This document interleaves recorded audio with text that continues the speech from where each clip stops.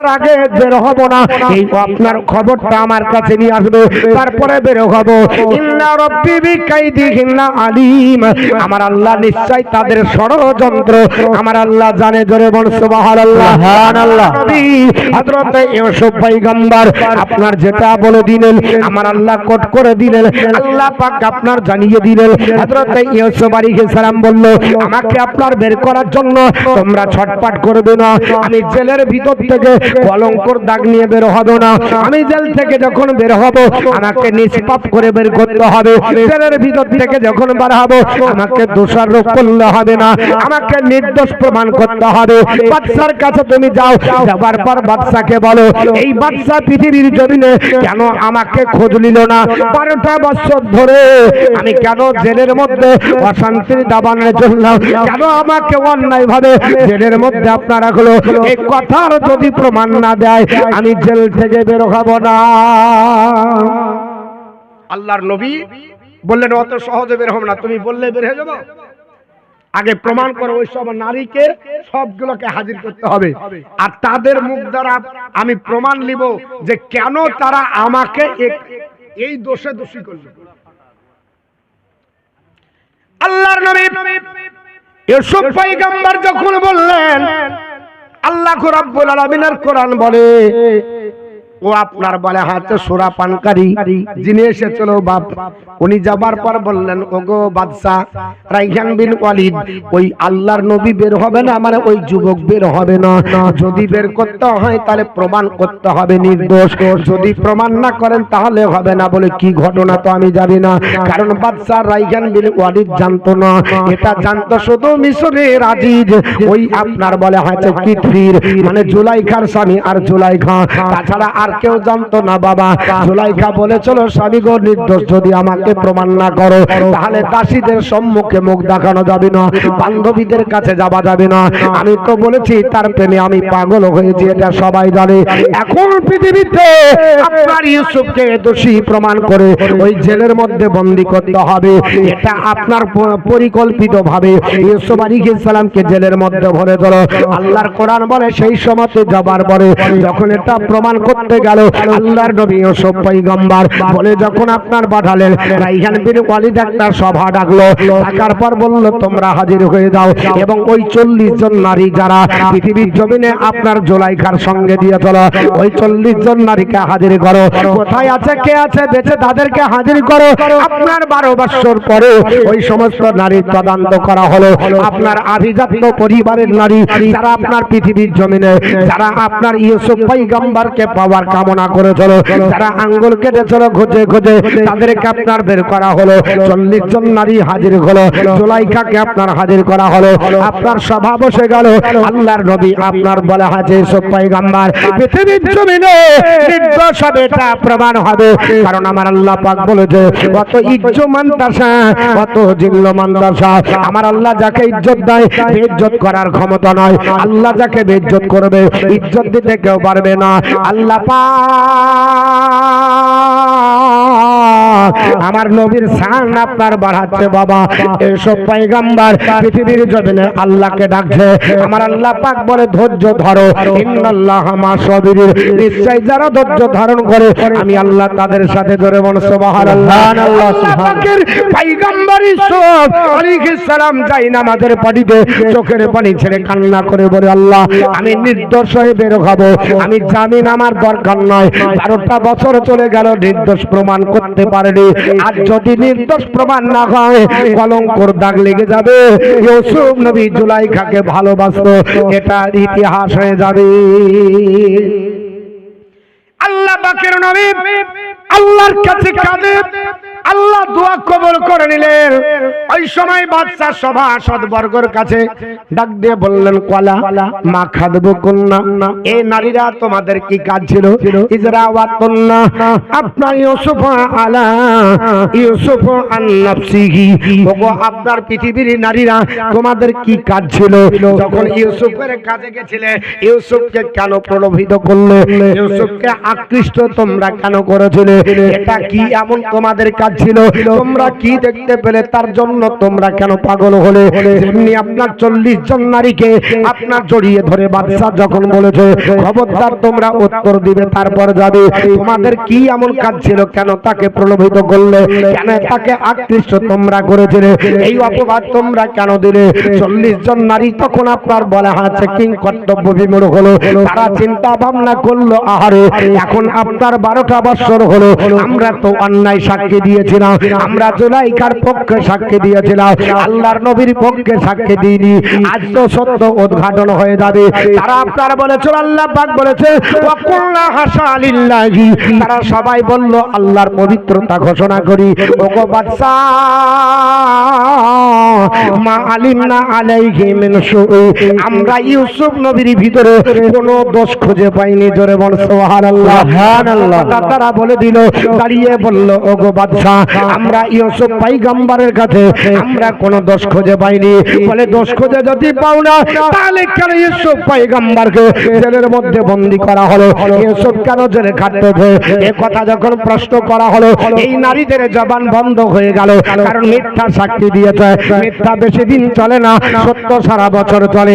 কারণ আমার আল্লাহ পাক বলেছে ওয়াকুল জা আল হক ওয়া জাহাকাল বাতিল ইন্নাল বাতিলা কানা জাহুকা, নিশ্চয় সত্য এসে গেছে, মিথ্যা দূরভূত হবে, আর মিথ্যা দূরভূত হবে, এটাই হলো স্বাভাবিক। তবে সত্য আপনার প্রচার করতে একটু দেরি লাগে, আর মিথ্যা তাড়াতাড়ি প্রচার হয়ে যায়। মিথ্যার আপনার বলে আছে প্রচার শক্তি বেশি, আর আপনার সত্যটা সারা জিন্দেগি আপনার লেগে যায়। আল্লাহর নবী আপনার ইউসুফ পয়গম্বর 12 বছর ধরে চোখের পানি ছেড়ে আপনার চোখের পানি ছেড়ে কাঁদে, এই আপনার অবস্থা হয়ে গেল। আল্লাহর দরবারে কবল হলো।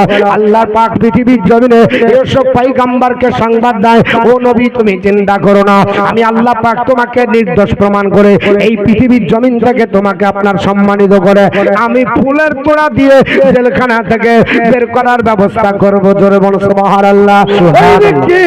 আপনার বারে হয়েছে বাদশার দরবারে মহিলারা ডাক দিয়ে বলল ওয়াকুল্লা হাসা লিল্লাহি, আমরা আপনার আল্লাহর পবিত্রতা ঘোষণা করে বলছি মা আপনার আলিমা আলিমনা আলাইহি মিন সুই।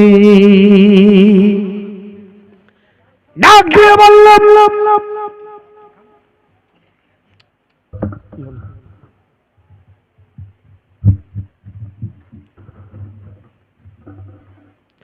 দর্শক পড়েন আল্লাহুম্মা সাল্লি আলা সাইয়্যিদিনা মাওলানা মুহাম্মদ ওয়া আলা আলি সাইয়্যিদিনা মাওলানা মুহাম্মদ সাল্লাল্লাহু আলাইহি ওয়াসাল্লাম। উনি বললেন তার মধ্যে কোনো দোষ নাই। যেমনি বলেছে ওয়ালা তিমরাতুল আজিজিল আলা হাসালহা, তখন মিশরের আপনার বিবি, ওই আজিজের বিবি বাবা আপনার জুলাইখা দাঁড়িয়ে গেল। আল্লাহ এখন সত্য কথা না বললে মেয়েরা জবান বন্ধ করে দিয়েছে। বাদশা এবার আপনার বিচারে বসে গেছে। বলো কেন আপনার ইউসুফ নবী জেলখানার মধ্যে গেল? এই কথার উত্তর আপনার 40 জন নারী দিতে পারলো না। কেন তোমরা জুলাইখার পক্ষে সাক্ষী দিল? উত্তর যখন সম্ভব হলো না, এবার জুলাইখা বাধ্য হয়ে কাঠগড়ায় দাঁড়িয়ে গেল। জুলাইখা ডাক দিয়ে বলছে ক্বালা তিমরাতুল আজিজিল আনা হাসালহা, এবার সত্য কথা বের হবে। জোরে বল সুবহানাল্লাহ। এবার সত্য কথা প্রকাশ হবে, এখন সত্য কথা বলা হবে। এবার দাঁড়িয়ে গেল জুলাইখা। বলো তাহলে জুলাইখা কি এমন ঘটে গেল? জুলাইখা দাঁড়িয়ে যাবার পরে বলছে আনা রাওয়াতু আন নাফসিহি, আমি তাকে আপনার আসক্ত করেছিলাম, আমি তাকে প্রলব্ধ করেছিলাম, আমি তাকে আহ্বান করেছিলাম। ও আল্লাহর বান্দারা, আমি তাকে আমার দিকে আকৃষ্ট করার চেষ্টা করেছিলাম, কিন্তু আমি আপনাদের কাছে আজকে সত্য কথা বলছি ওয়া ইন্নাহু লামিনাস সাদিকিন, তিনি আল্লাহর সত্য বান্দা, ওনার কোনো দোষ নাই। জোরে বল সুবহানাল্লাহ। এত সত্য বান্দাকে তুমি কেন জেলের মধ্যে বললে? 12টা বছর কাটালে কেন? 12টা বছর ধরে জেল খাটলো কেন? আল্লাহর নবী আপনার ইউসুফ পয়গম্বরের উপরে ইলজাম তুমি আপনার কেন দিলে? জুলাইখা চোখের পানি ছেড়ে কান্না করে ওই সময়তে ডাক দিয়ে বলে, চলো আমি পৃথিবীর জমিনে এই জন্য করেছিলাম, আল্লাহ পাক পৃথিবীর জমিনে ইউসুফ পয়গম্বরকে এত সুন্দর বানিয়েছে, এত রূপ চেহারা দিয়েছে। আমি একজন বাদশার মেয়ে, আমি স্বপ্ন যোগে তাকে দর্শন করেছিলাম, আর তাকে পাবার আশায় আমার আব্বার কাছে যখন প্রস্তাব দিয়েছিল মিশরের আজিজের সঙ্গে বিবাহ হবে, ঘটনাক্রমে বিবাহ হলো, তো মিশরের আজিজ কিতফিরের সঙ্গে হলো। এই ঘটনা দেখার পরে আমি ঘরে গিয়ে দেখলাম সে নয়, আমার আপনার স্বামী যখন কিনে নিয়ে আসলো, আমি মনে মনে ভাবলাম তিনি আমার স্বামী হবে, তিনি আপনার বলে হাতে রূপের বাদশা হবে, কিন্তু তাকে পারলাম না। এর জন্য শয়তানের প্ররোচনায় পড়ে আমি তাকে আহ্বান করেছিলাম, আমার যে শাস্তি হবে নিয়ে নেব, আমাকে যেটা বলবে মেনে নেব। আল্লাহ পাক কোরআনে বলে, জালিকা লিয়ামা জালিকা লিয়ালামু আন্নী লাম আকুনহু বিল গায়ব। আল্লাহর নবী ইউসুফ পয়গম্বর ডাক দিয়ে বলেছিলেন, বলে শোনো বাদশাহ, আপনার মন্ত্রী মহোদয়রা, আমি আপনার পৃথিবীর জমিনে আমাকে আল্লাহ এর জন্য পৃথিবীতে পাঠিয়েছে, আমি আপনার তার সঙ্গে বেঘরমতি করিনি, আর তার অনুপস্থিতিতে মানে আজিজের অনুপস্থিতিতে আমি তার বিবির সঙ্গে কোনোদিন আপনার হারাম কাজ করিনি, এটা আমার দ্বারা সম্ভব হয় না। আমি আল্লাহ পাকের কাছে দোয়া করেছি, আল্লাহ পাক পৃথিবীর জমিনে সহজ করে দিয়েছে। ওয়া আন্নাল্লাহা লা ইয়াহদি কাইদাল খায়িরিন। আমার আল্লাহ পাক বলে, নিশ্চয় আল্লাহ পাক ওই নারীদের ষড়যন্ত্রকে সফল হতে দেননি। আল্লাহ সফল হতে দেবে না। আমরা আমাদেরকে খারাপ লাগে, আমাদেরকে আপনার বিবেকে লাগে এই আমার বিরুদ্ধে বলছে রে, কিন্তু আল্লাহ পাক বলছে শুধু ধৈর্য ধর। ইউসুফ আলাইহিস সালামের জীবনে শুনে নিজের জীবনী তৈরি করতে হবে, নাকি বলছে? ইউসুফ আলাইহিস সালামের জীবনী শুনে নিজের জীবনী তৈরি করতে হবে। আমরা শুধু ক্রিটিসাইজে ব্যস্ত না, আমাকে চিন্তা করতে হবে যে আল্লাহ আমার জীবনীটা তৈরি করে দাও, মানে মরে যাব স্মৃতি যেন থেকে যায়, পৃথিবী থেকে চলে যাব জাতিকে যেন কিছু দিয়ে যেতে পারি, পৃথিবী থেকে চলে যাব জাতির কাছে যেন আল্লাহ রাসূল যেমন বলেছে, ওলামা আল ওলামা ওয়ারাসাতুল আম্বিয়া, আলিমরা হলো নবীর ওয়ারিস। তাহলে ওয়ারিসের কাজ কেমন হবে? ওয়ারিস কাকে বলা হয়, কি কাজ হবে? এই কাজটুকু যদি আমি না রেখে যেতে পারি তাহলে আমার জীবন বেকার। আল্লাহ পাক পৃথিবীর জমিনে পবিত্র কোরআনে জ্বালিয়ে দিলেন হযরত ইউসুফ পয়গম্বর পৃথিবীর জমিনে আপনার বলে হাত আসবে। ইউসুফ পয়গম্বর বললেন, বলে আমি আপনার যাব না, আমাকে দিয়ে যেতে পারবে না। আল্লাহর নবী ইউসুফ পয়গম্বরকে আবার আপনার আনতে যাওয়া হবে, আবার তিনি বলবেন যে যাওয়া হবে না, এই করে তিনি বারবার আপনার বলবে। আল্লাহ পাক পবিত্র কোরআনে বলেছে ইউসুফ আলাইহিস সালাম পৃথিবীর জমিনে একবার দাঁড়িয়ে যাবে, দাঁড়িয়ে যাবার পরে বলবে, শোনো ওমা ও বাররি ও নাফসি, আমার নিজের নফসকে আমি নির্দোষ আপনার বলতেছি না, ইন্নান নাফসা লা আমারাতু বিশুই ইল্লা মা রাহিমা রাব্বি ইন্না রাব্বি গফুরুর রহিম। আল্লাহ আমার আল্লাহ পাক বলেছে, ইউসুফ পয়গম্বর বলবে, আল্লাহ রাব্বুল আলামিনের পবিত্র কোরআন আপনার সাক্ষী দেয়। আল্লাহর নবী ডাক দিয়ে বলবি, ইন্নান নাফসার আপনার লা আম্মারাতু নাফসি, আপনার বলা হয়েছে পৃথিবীর জমিনে, আমি পৃথিবীর জমিনে আমি নিজেকে নির্দোষ বলছি না। ইন্নান নাফসা লা আম্মারাতুম বিশুই, নিশ্চয় আত্মা মানে আপনার প্রবৃত্তি কুকর্মের জন্য বড় নির্দেশদাতা, এটা আপনার নির্দেশ দেয়।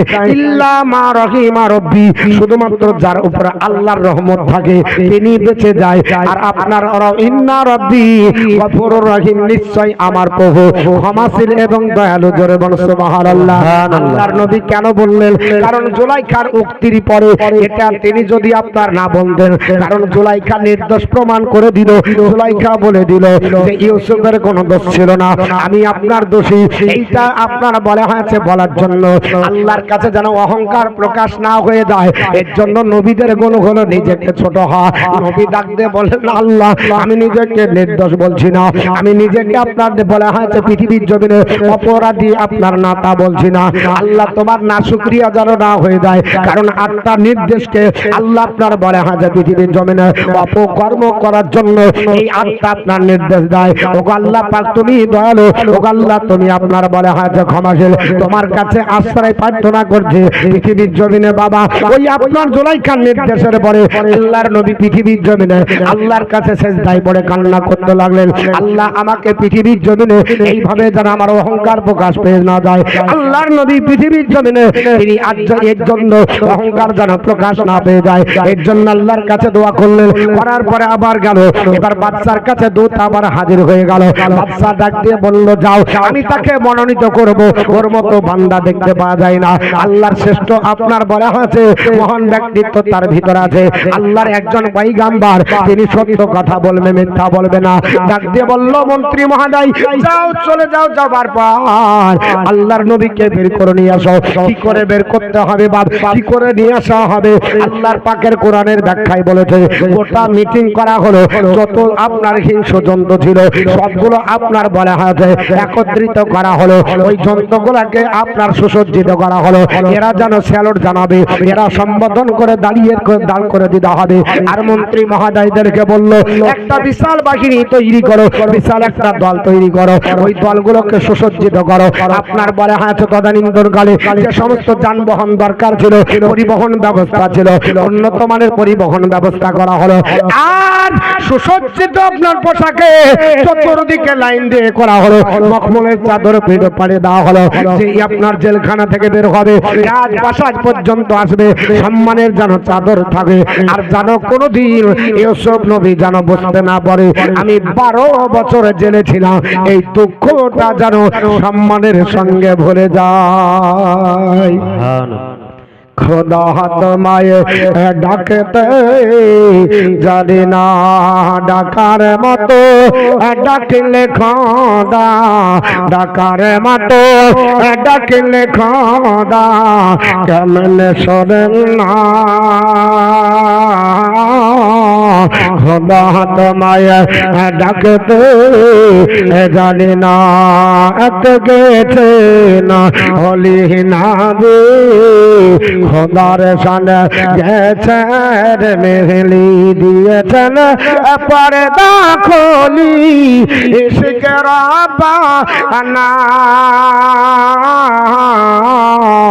খোদা তোমায় ডাকতে জানি না,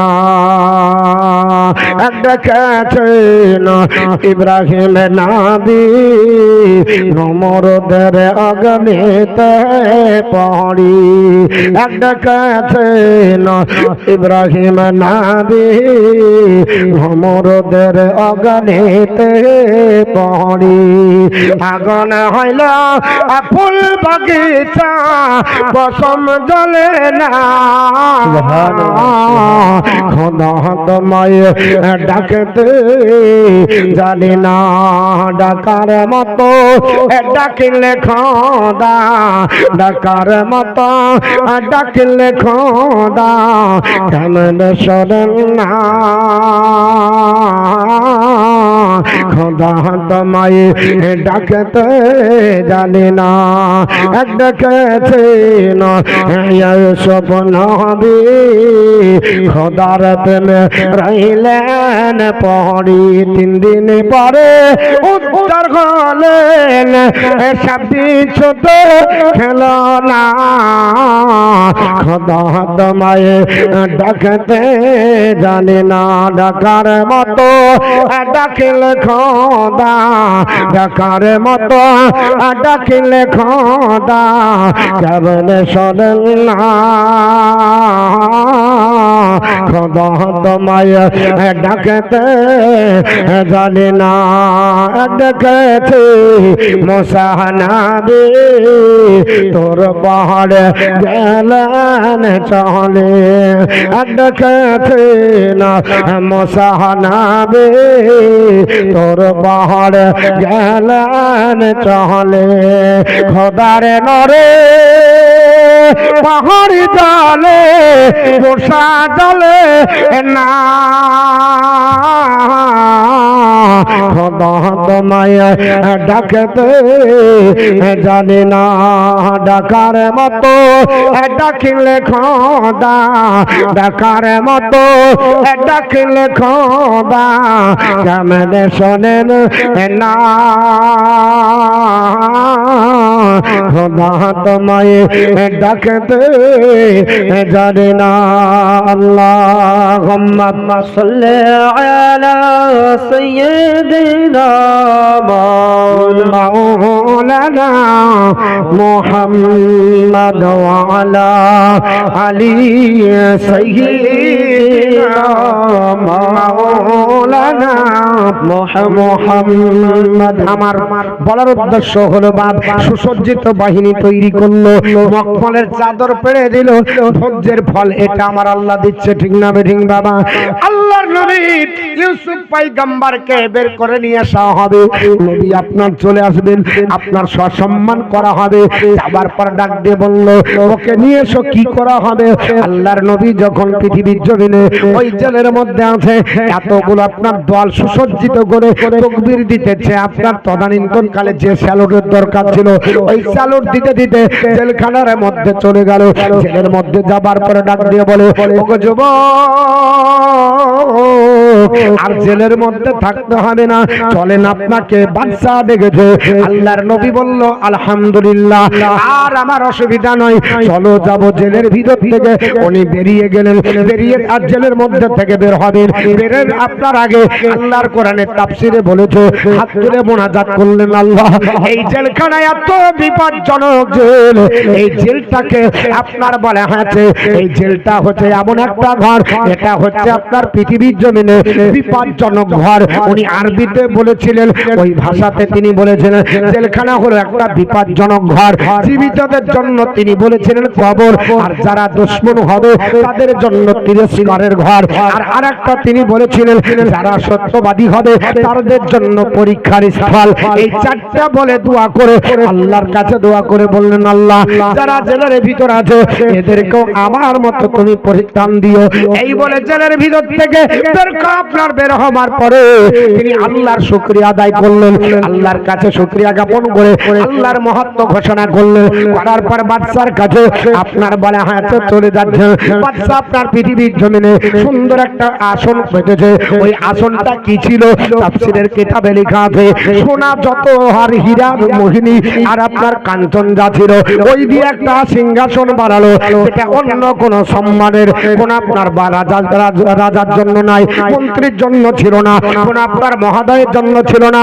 আল্লাহ পাক সম্মান দিয়েছে বাদশা ওয়ালি আপনার রাইহান বিন ওয়ালিদ সুন্দর একটা মখমলের আপনার বলে হাত বিছানা করে একটা আরামদায়ক চেয়ার করলেন, যেটা সোনা মণি মুক্তা দিয়ে হীরা মণি মুক্তা খচিত আপনার সিংহাসন বানিয়ে ওই সিংহাসনটাকে আপনার তার জন্য আপনার রেখে দিলেন।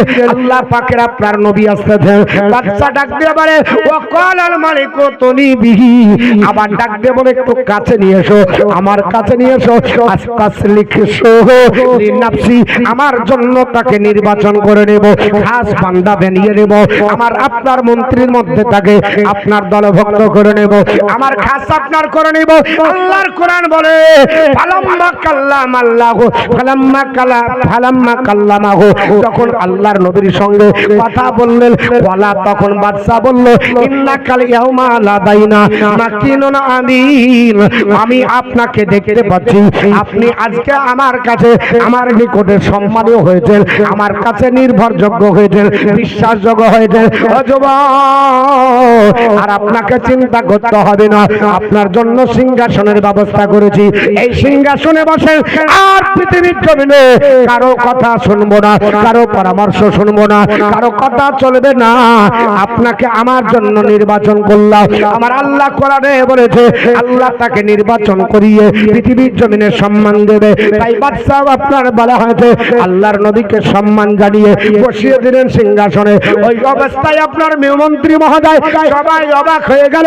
বাদশাকে ডাক দিয়ে বলল, কি পেয়েছেন? বলে, এই আজ থেকে আমার খাস আপনার ব্যক্তি হবে। সম্মানের আসনে বসিয়ে দিলেন। বাদশা বললেন, আস্তাস লিখসু, আমি তাকে নির্বাচন করব লি নাফসি, আমার জন্য, আমি তাকে খাস বানাবো। আর সে আজকে নির্ভরযোগ্য, সত্যবাদী এবং গ্রহণযোগ্য ব্যক্তি হলো। বাদশার কাছে থাকলেন। বাদশা ডাক দিয়ে বলছে, মন্ত্রী মহোদয়, একটা বড় সড়ো মিটিং ডাকো, দিয়ে আমার অডিট পাস হবে এবং মন্ত্রী পরিসভার পরিবর্তন ঘটবে। জোরে বলো সুবহানাল্লাহ। সুবহানাল্লাহ। পরিসভার পরিবর্তন ঘটবে। আপনার কমিটি চেঞ্জ করতে হয় না? এক কমিটিতে কাজ ভালো হচ্ছে না, নতুন কমিটি তৈরি করো, পরিবর্তন করতে হবে। যেমন আপনার বলা আছে, মা খাদিজা আপনার মুয়াশশারাকে রেখেছিল, তোর দ্বারাই কাজ হবে না, আমি মোহাম্মদ নামক যুবককে বানাবো। আপনার ওয়ালিদ বিন রাইহান বিন ওয়ালিদ বলল, আজ তোর দ্বারাই কিফির, তোর দ্বারাই হবে না, চল তুই যা করেছিস অন্যায় করেছিস, আপনার তোর মতো মন্ত্রীর দরকার নাই। মিথ্যা আর ন্যায় এটা তুই যদি বুঝতেই না পারিস, তো তোর দ্বারাতে রাজপ্রাসাদের কোনো উন্নতি হবে না। কারণ ন্যায় আর অন্যায় এটা মন্ত্রী নির্বাচন করে, আর আমাদের মন্ত্রীরা নির্বাচন করবে, ধামা চাপা দিবে। ধামা চাপা দিতে হবে, ন্যায় অন্যায় পার্থক্য করা যাবে না। যেদিকে আপনার কোদালের দামাট, সেই দিকে আমরা, ঠিক না বেঠিক বাপ? ওই দিকে নয়। কারণ একজন নেতা তার দায়িত্ব আছে। কারণ আল্লাহ রাসূল বলেছে, ইমামুল আদিল জাস রোলার জাস, আপনার বলা হচ্ছে শাসক একজন খাস আল্লাহর বান্দা যিনি নেতৃত্ব দিবে, উনি যদি আল্লাহ রাসূলের নেতৃত্বের উপরে প্রতিষ্ঠিত থেকে নেতৃত্ব দেয়, তো আর রাজনীতি করাটা ইবাদত বলে গণ্য হবে। জোরে বল সুবহানাল্লাহ। রাজনীতি করা কি হবে? ইবাদত হবে। আর আমরা মনে করি রাজনীতি করলে গুনাহ হবে না। রাজনীতি করা গুনার কাজ নাই, পাপের কাজ নাই, গুনার কাজ নাই। এটা হচ্ছে ইবাদতের কাজ। কি করে? যদি নবীর সুন্নাতে থাকে, যদি নবীর সুন্নাতি তরিকায় হয়। আর এক টলি আধলা ফেলে 120 টলি বিল, রাগ করেন না কেউ। যদি এটা করেন তো এটা ন্যায় হবে না অন্যায়? অন্যায়। এটা কি হবে? আপনারা বাড়িতে ফতোয়া বের করেন। হ্যাঁ,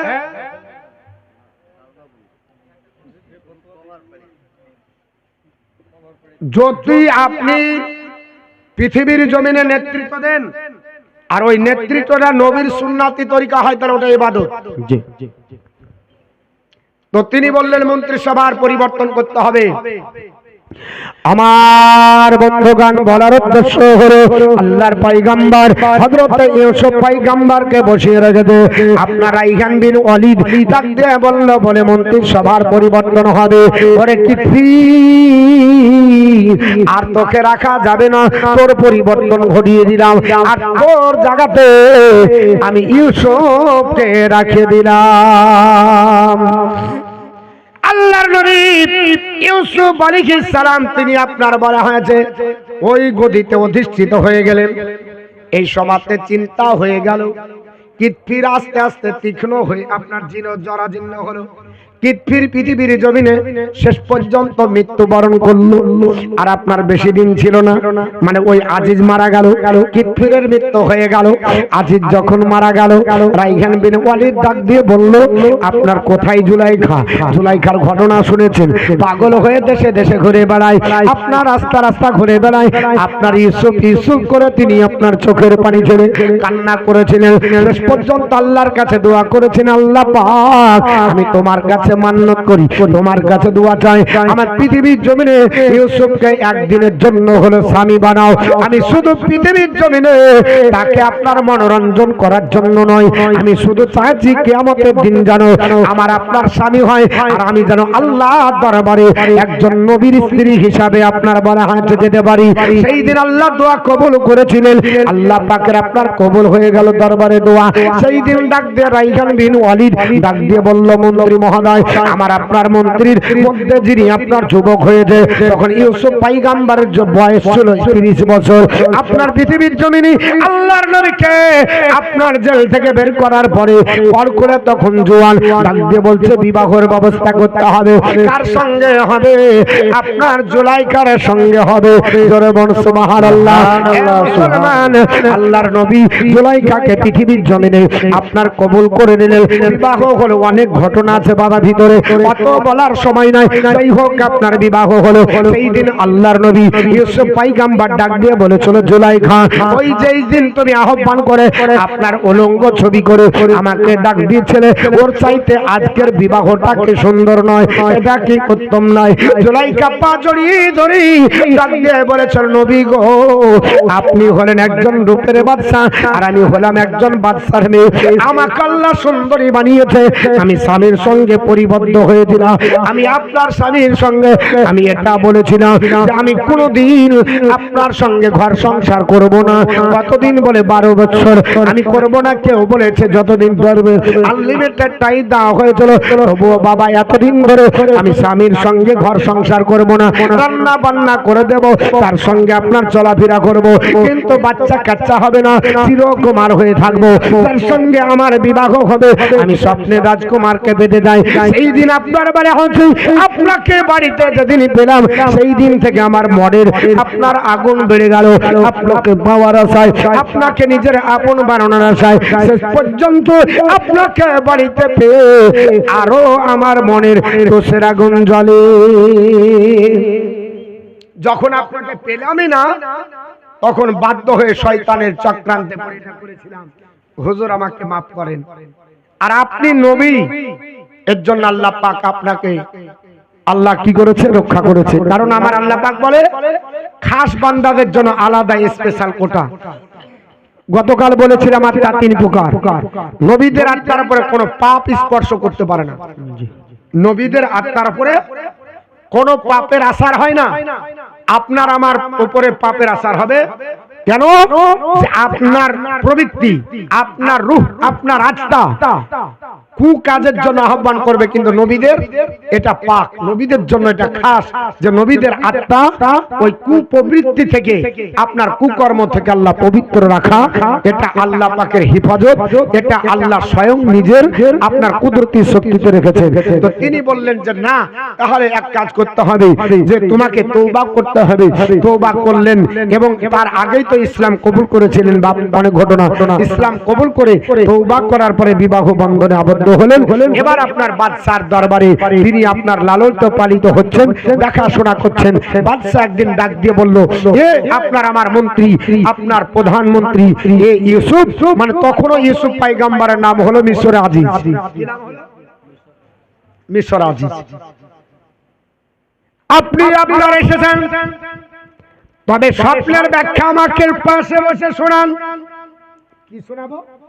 পাশে বসে স্বপ্নের ব্যাখ্যা শোনান। এই আয়াত 4টার খুব বড় ব্যাখ্যা, অনেক বড় ব্যাখ্যা, তবু একটু অল্প করে বলবো। তবে আমি পাশে শুনবো। আমার মন্ত্রীর কাছে শুনেছি, ওটা আমি বিশ্বাস করতে পারিনি আসলে সত্য না মিথ্যা, যে 7 বছর ফসল ভালো হবে, 7 বছর হবে না, আবার তার 1 বছর ফসল ভালো হবে, আবার গুদামজাত করে রাখতে হবে। তো আমি যে 7টা গরুকে দেখলাম খেতে, তরু তাজা গরুকে খেয়ে ফেললো, ওই জরাজীর্ণ গরু 7টা শুকনো শীষ, সবুজ শীষকে খেয়ে ফেললো, এর ব্যাখ্যাটা আমাকে একটু বলে দিন। আল্লাহর নবী পাশে বসালেন, বসার পরে এমন বর্ণনা দিলেন, ওই হুবাহুব যখন বর্ণনা বলে দিলেন যে 7 বছরে ফল হবে, 7 বছর ফসল হবে, আবাদ হবে, 7 বছর আর হবে না। এই আবাদের কথা আপনি সবাইকে বলবেন, আর গুদামজাত করে রাখতে হবে, নচেত আপনার সম্ভব হবে না। 7 বছর অনাহারে থাকবেন, কোথাও আপনার ফসল পাওয়া যাবে না। সব ঘটনা যখন বলে দিলেন, বাদশা বলল এই দায়িত্ব আমার দ্বারা সম্ভব নয়। আল্লাহর নবী 7 বছর ফসল করে জমিয়ে রাখবো, আর যখন আমার কাছে প্রজারা খেতে চাইবে কি করে দিব? আমি পারবো না, এই দায়িত্ব নিব না। কারণ হাড়ির গিন্নি যদি ভালো না হয়, ডোল ভর যদি হয়, ওকে 2.5 কেজি মাংস দিবেন, একবার শেষ করে দেবে। প্রত্যেক দিন আপনাকে কিনাবে, আপনার কোলাবে না। বউ যদি ভালো হয়, সংসারে উন্নতি হয়। একটা গান শুনেছিলাম, সংসার সুখী হয় রমণীর গুণে। তো ঘুরিয়ারা বলছে সংসার সুখী হয় পুরুষের ইনকামে। কঠিন ব্যাপার রে। হ্যাঁ, ওটাও ঠিক, দুটা কথাই ভালো। কারণ সংসার সুখী হবে রমণীর গুণে। যদি ওর আপনার বলে হচ্ছে ওই রকম, ও আপনার বলে হাড়ি খাটিয়া মহিলা হয়, জিন্দেগিতে ও কুলাবে না। কারণ মিনি ব্যাংকের ম্যানেজার, ওকে টাকা দিবেন, যা দিবেন ও হাতে খাবে, পেটে খেয়ে নিবে, তাহলে কোলাবে না, মুটা দিয়ে রাখতে পারবে না। আর এটাও ঠিক যে কিছু আপনার বলে হচ্ছে কুড়ে আছে, 1 বেলা খাটে 3 বেলা খাটে না, তো ওর দ্বারা তো হয় না। ও কুড়ে আছে, জব নিয়ে কাজে যায়, ও বেলা হওয়ার নাম করে ঘুরে আসবে। কারণ ও জানে যে আজকে টাকা আছে, ও জেনে নিয়েছে বাড়িতে কাজ করেছি 500 টাকা ইনকাম, অসুবিধা নাই, ঝুলা মোটা হয়ে গেছে, আর দরকার নেই। তো দুটাই সত্য। আমাদের মতো কুড়িয়া পুরুষের দ্বারাতে হবে হবে না, হবে না। তো বলছে এই দায়িত্ব আমি নিতে পারবো না, আপনি চালান। কি করে চালাবেন? আল্লাহর নবী ইউসুফ পয়গম্বর বলল, দায়িত্ব যদি দেন শুধু এটাই দিতে হবে না, আয় ব্যয়ের হিসাবটাও দিতে হবে, আর কাকে কি দিব এটাও আমাকে দিতে হবে। আল্লাহর নবী চেয়ে নিয়েছিলেন দায়িত্ব বাবা। যদিও আপনার হাদিসে বলা হয়েছে কোন ব্যক্তি নেতৃত্ব চাইতে পাবে না, কোন ব্যক্তি বলবে না আমাকে নেতা বানাও। নবী আমার বলেছেন নেতা বানাও, এই কথাটা বলা শরীয়তে হারাম। তবে তাফসীরের কিতাবে লেখা আছে, এই কোরআনের আয়াতের ব্যাখ্যায় বলা হয়েছে যদি দেশে ন্যায়পরায়ণ ব্যক্তি না থাকে, দেশে কোন যদি শাসক না থাকে, ন্যায্য বিচার করার লোক যদি না থাকে, ওই লোকটা দেখে যদি আল্লাহ পাকের বিধানের নষ্ট হয়ে যাবে, আল্লাহর একত্ববাদ নষ্ট হবে, নবীর রিসালাতের ক্ষতি হতে পারে, ইসলামের ক্ষতি হতে পারে, তাহলে উপযুক্ত ব্যক্তির অভাব থাকলে ও নেতৃত্ব চেয়ে নিলে অভাব হবে না, ওটা মাকরুহ হবে না, ওটা গুনার কাজ হবে না। তাই আল্লাহর নবী ডাক দিয়ে বললেন, বলে আল্লাহ পাক এই এলাকায় কেউ নয়, সব অগ্নি পূজারক, সব আপনার বলে হাতে বেধর্মী, ইসলাম সম্পর্কে ধারণা নাই, এরা বোঝে না। তখন আল্লাহর নবী ইউসুফ পয়গম্বর বলেছিল,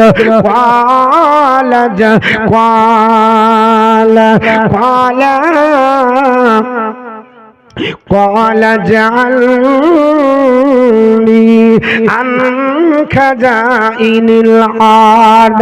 ডাক দিয়ে বললে, মন্ত্রী মহোদয় তোমরা শোনো এবং বাদশা শোনো, আমি আপনাকে বলছি এই জমিনের খাজানার ভান্ডার আমাকে বানিয়ে দেন। হাফিজুল আলিম, নিশ্চয় আমি এর হেফাজতকারী এবং বিজ্ঞ। জোরে বল সুবহানাল্লাহ। আমি হেফাজত করতে পারবো, আপনারা পারবেন না। 7 বছর চালাতে পারবেন না, কি করে চালাবেন? ক্ষমতা আপনাদেরকে দেয়নি, অতএব আমাকে আল্লাহ দিয়েছে এই 7 বছরের দায়িত্বটা আমার আপনার উপর আপনারা অর্পণ করেন। বাদশা আপনার বলা হয়েছে পৃথিবীর জমিনে সব দায়িত্বটা ধন ভান্ডারের মালিক বানিয়ে দিলেন। কাকে কেমন দিবেন আপনি জানেন, কাকে কোথায় দিতে হবে আপনি জানেন। শুধু তাই নয়, আপনাকে প্রশাসন বিভাগে ওটাও দায়িত্ব দিয়ে দিলাম। আপনাকে ধন ভান্ডারের মালিক আপনাকে বানিয়ে দেওয়া হলো, রাজকোষের আপনার বিষয়টা আপনাকে দেওয়া হলো, শুধুমাত্র নামে বাদশা থাকবো, হ্যান্ডলিং করার ক্ষমতা আপনার। আমি এইভাবে পৃথিবীর জমিনে কোনো দায়িত্ব নিব না। যখন বাদশা বলে দিল, আমার আল্লাহ পাক পবিত্র কোরআনে বলে, এ জগৎবাসীরা কাযালিকা মাক্কান্না লিইউসুফা ফিল আরদি, আমি আল্লাহ পাক ইউসুফ নবীকে এইভাবে জমিনের খাজানার মালিক বানিয়ে দিলাম, আমি আল্লাহ প্রতিষ্ঠিত করে দিলাম, এই জমিনে তাকে প্রতিষ্ঠিত করলাম, আমি আল্লাহ পাক এসব পয়গম্বরকে এই দুনিয়ার আপনার খাজানার মালিকের দায়িত্ব দিয়ে দিলাম। কারণ আমার আল্লাহ পাক পৃথিবীর জমিনে ডাক দিয়ে বলছে, শুনে রেখে দাও ও আমার বান্দা বান্দিরা, আমি আল্লাহ পাক জানিয়ে দিয়েছি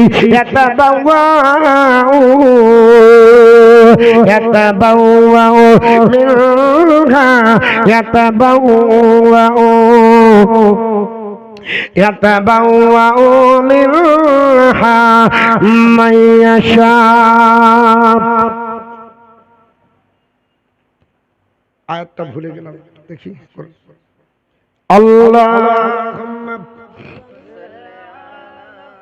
سيدنا مولانا محمد وعلى آله سيدنا مولانا محمد। বিসমিল্লাহির রহমানির রহিম।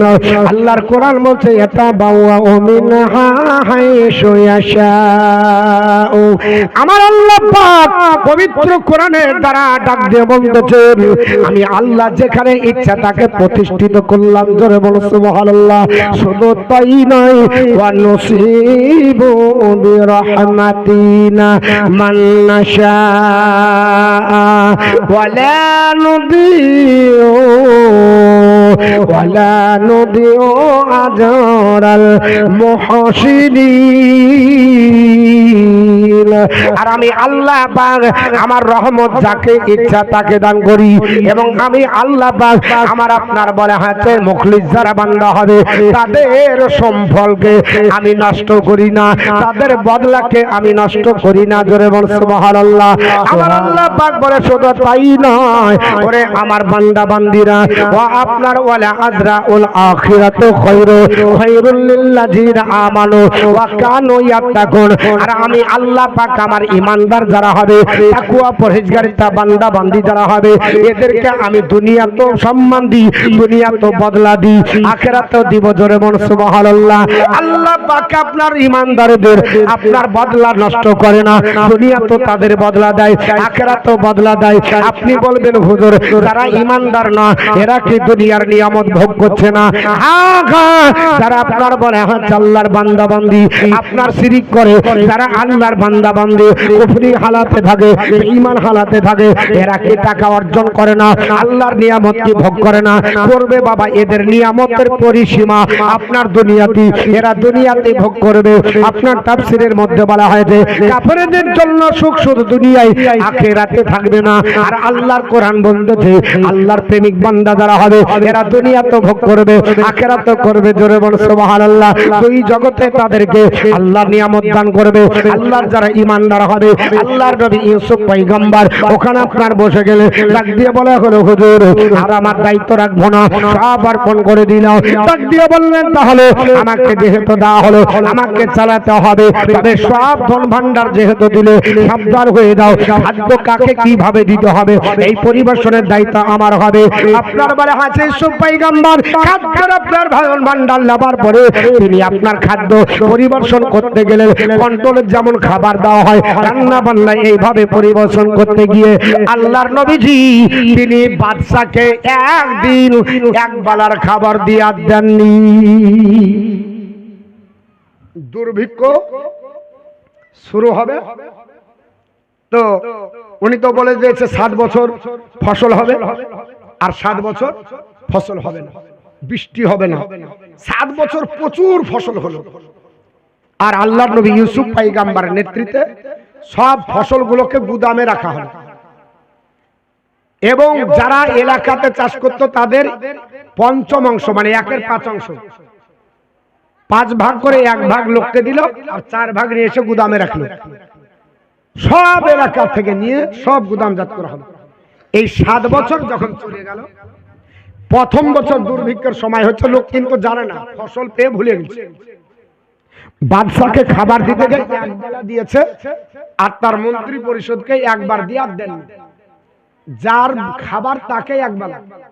কে দিচ্ছেন খাবার? ইউসুফ আলাইহিস সালাম একবার দেওয়ার পর দেয়নি, বাদশার বিশাল রাগ, আমি মন্ত্রী করেছি আর আমার বাড়িতে থাকে আর আমাকে একবেলা মিটিং ডেকে দিল, চলো মন্ত্রী পরিবর্তন করতে হবে। কেন? একবার খাবার দিয়েছে আর আমি হলে বাদশা, 3 বার তো কমসে কম দিবে। আল্লাহর নবী বললেন, কেবল তো দুর্ভিক্ষের প্রারম্ভিক, মানে সবে মাত্র শুরু হলো, এখন তো কিছুই দেখেননি। বলে কেন? বলছে মানুষ মানুষকে ছিঁড়ে খাবে, দাঁড়ান, এমন কষ্ট দেখা দিবে, মানুষ মানুষকে ছিঁড়ে খাওয়ার পরিস্থিতি হবে। বাদশা পৃথিবীর জমিনে অবাক হয়ে গেলেন। বাদশা প্রথমে উদ্যত হয়ে চলে কেড়ে নিব বলে, শেষ পর্যন্ত আপনার বাধ্য হয়ে গেলেন, বলে হুজুর আমি তো আপনার উপরে কোনো কথা বলবো না, এটা ওয়াদা করেছি, তবে আপনি আমাকে দেখান 1 বছর কি হয়। এই প্রথম বছর শুরু হলো, 1 বছরের ভিতরে কি দুর্ভিক্ষ দেখা দিল। আল্লাহর কোরআনের তাফসীরে বলেছে এই আয়াতে, 1 বছরের ভিতরে যার বাড়িতে যত কুটি হাড়া তলপি তলপা বস্তা ঘাট যা ছিল সমস্ত মাল 1 বছর খায় আসে। 1 বছরের মধ্যে সব শেষ যখন হয়ে গেল, তখন এবার কি করবে? কিনতে হবে। বাজারে চলে গেল, রানীতলা ভগবানগুলা যত বাজার আছে, খাদ্যদ্রব্য কেনার জন্য গেল। তাদের দোকানের মাল শেষ, গোডাউনে যদি মাল না থাকে, বাড়িতেও নাই গোডাউনে নাই, দেখবেন কোন সময় অভাব হলে সব জায়গাতে হয়। যেদিন অভাব আপনার বাড়িতে সেদিন সব জায়গায়। 1 বছর লবণ পাওয়া যাচ্ছিল না, হঠাৎ করে রাত্রে আমার মা বলছে, হ্যাঁ গো লবণ বলে পাওয়া যাবে না, ওদিকে 1 বস্তা পাওয়া যাবে না। আমি বলছি যদি লবণ ওইখানে না পাওয়া যেত, 1 বছরে 1 বস্তা লবণের পরে আর কি খাবো?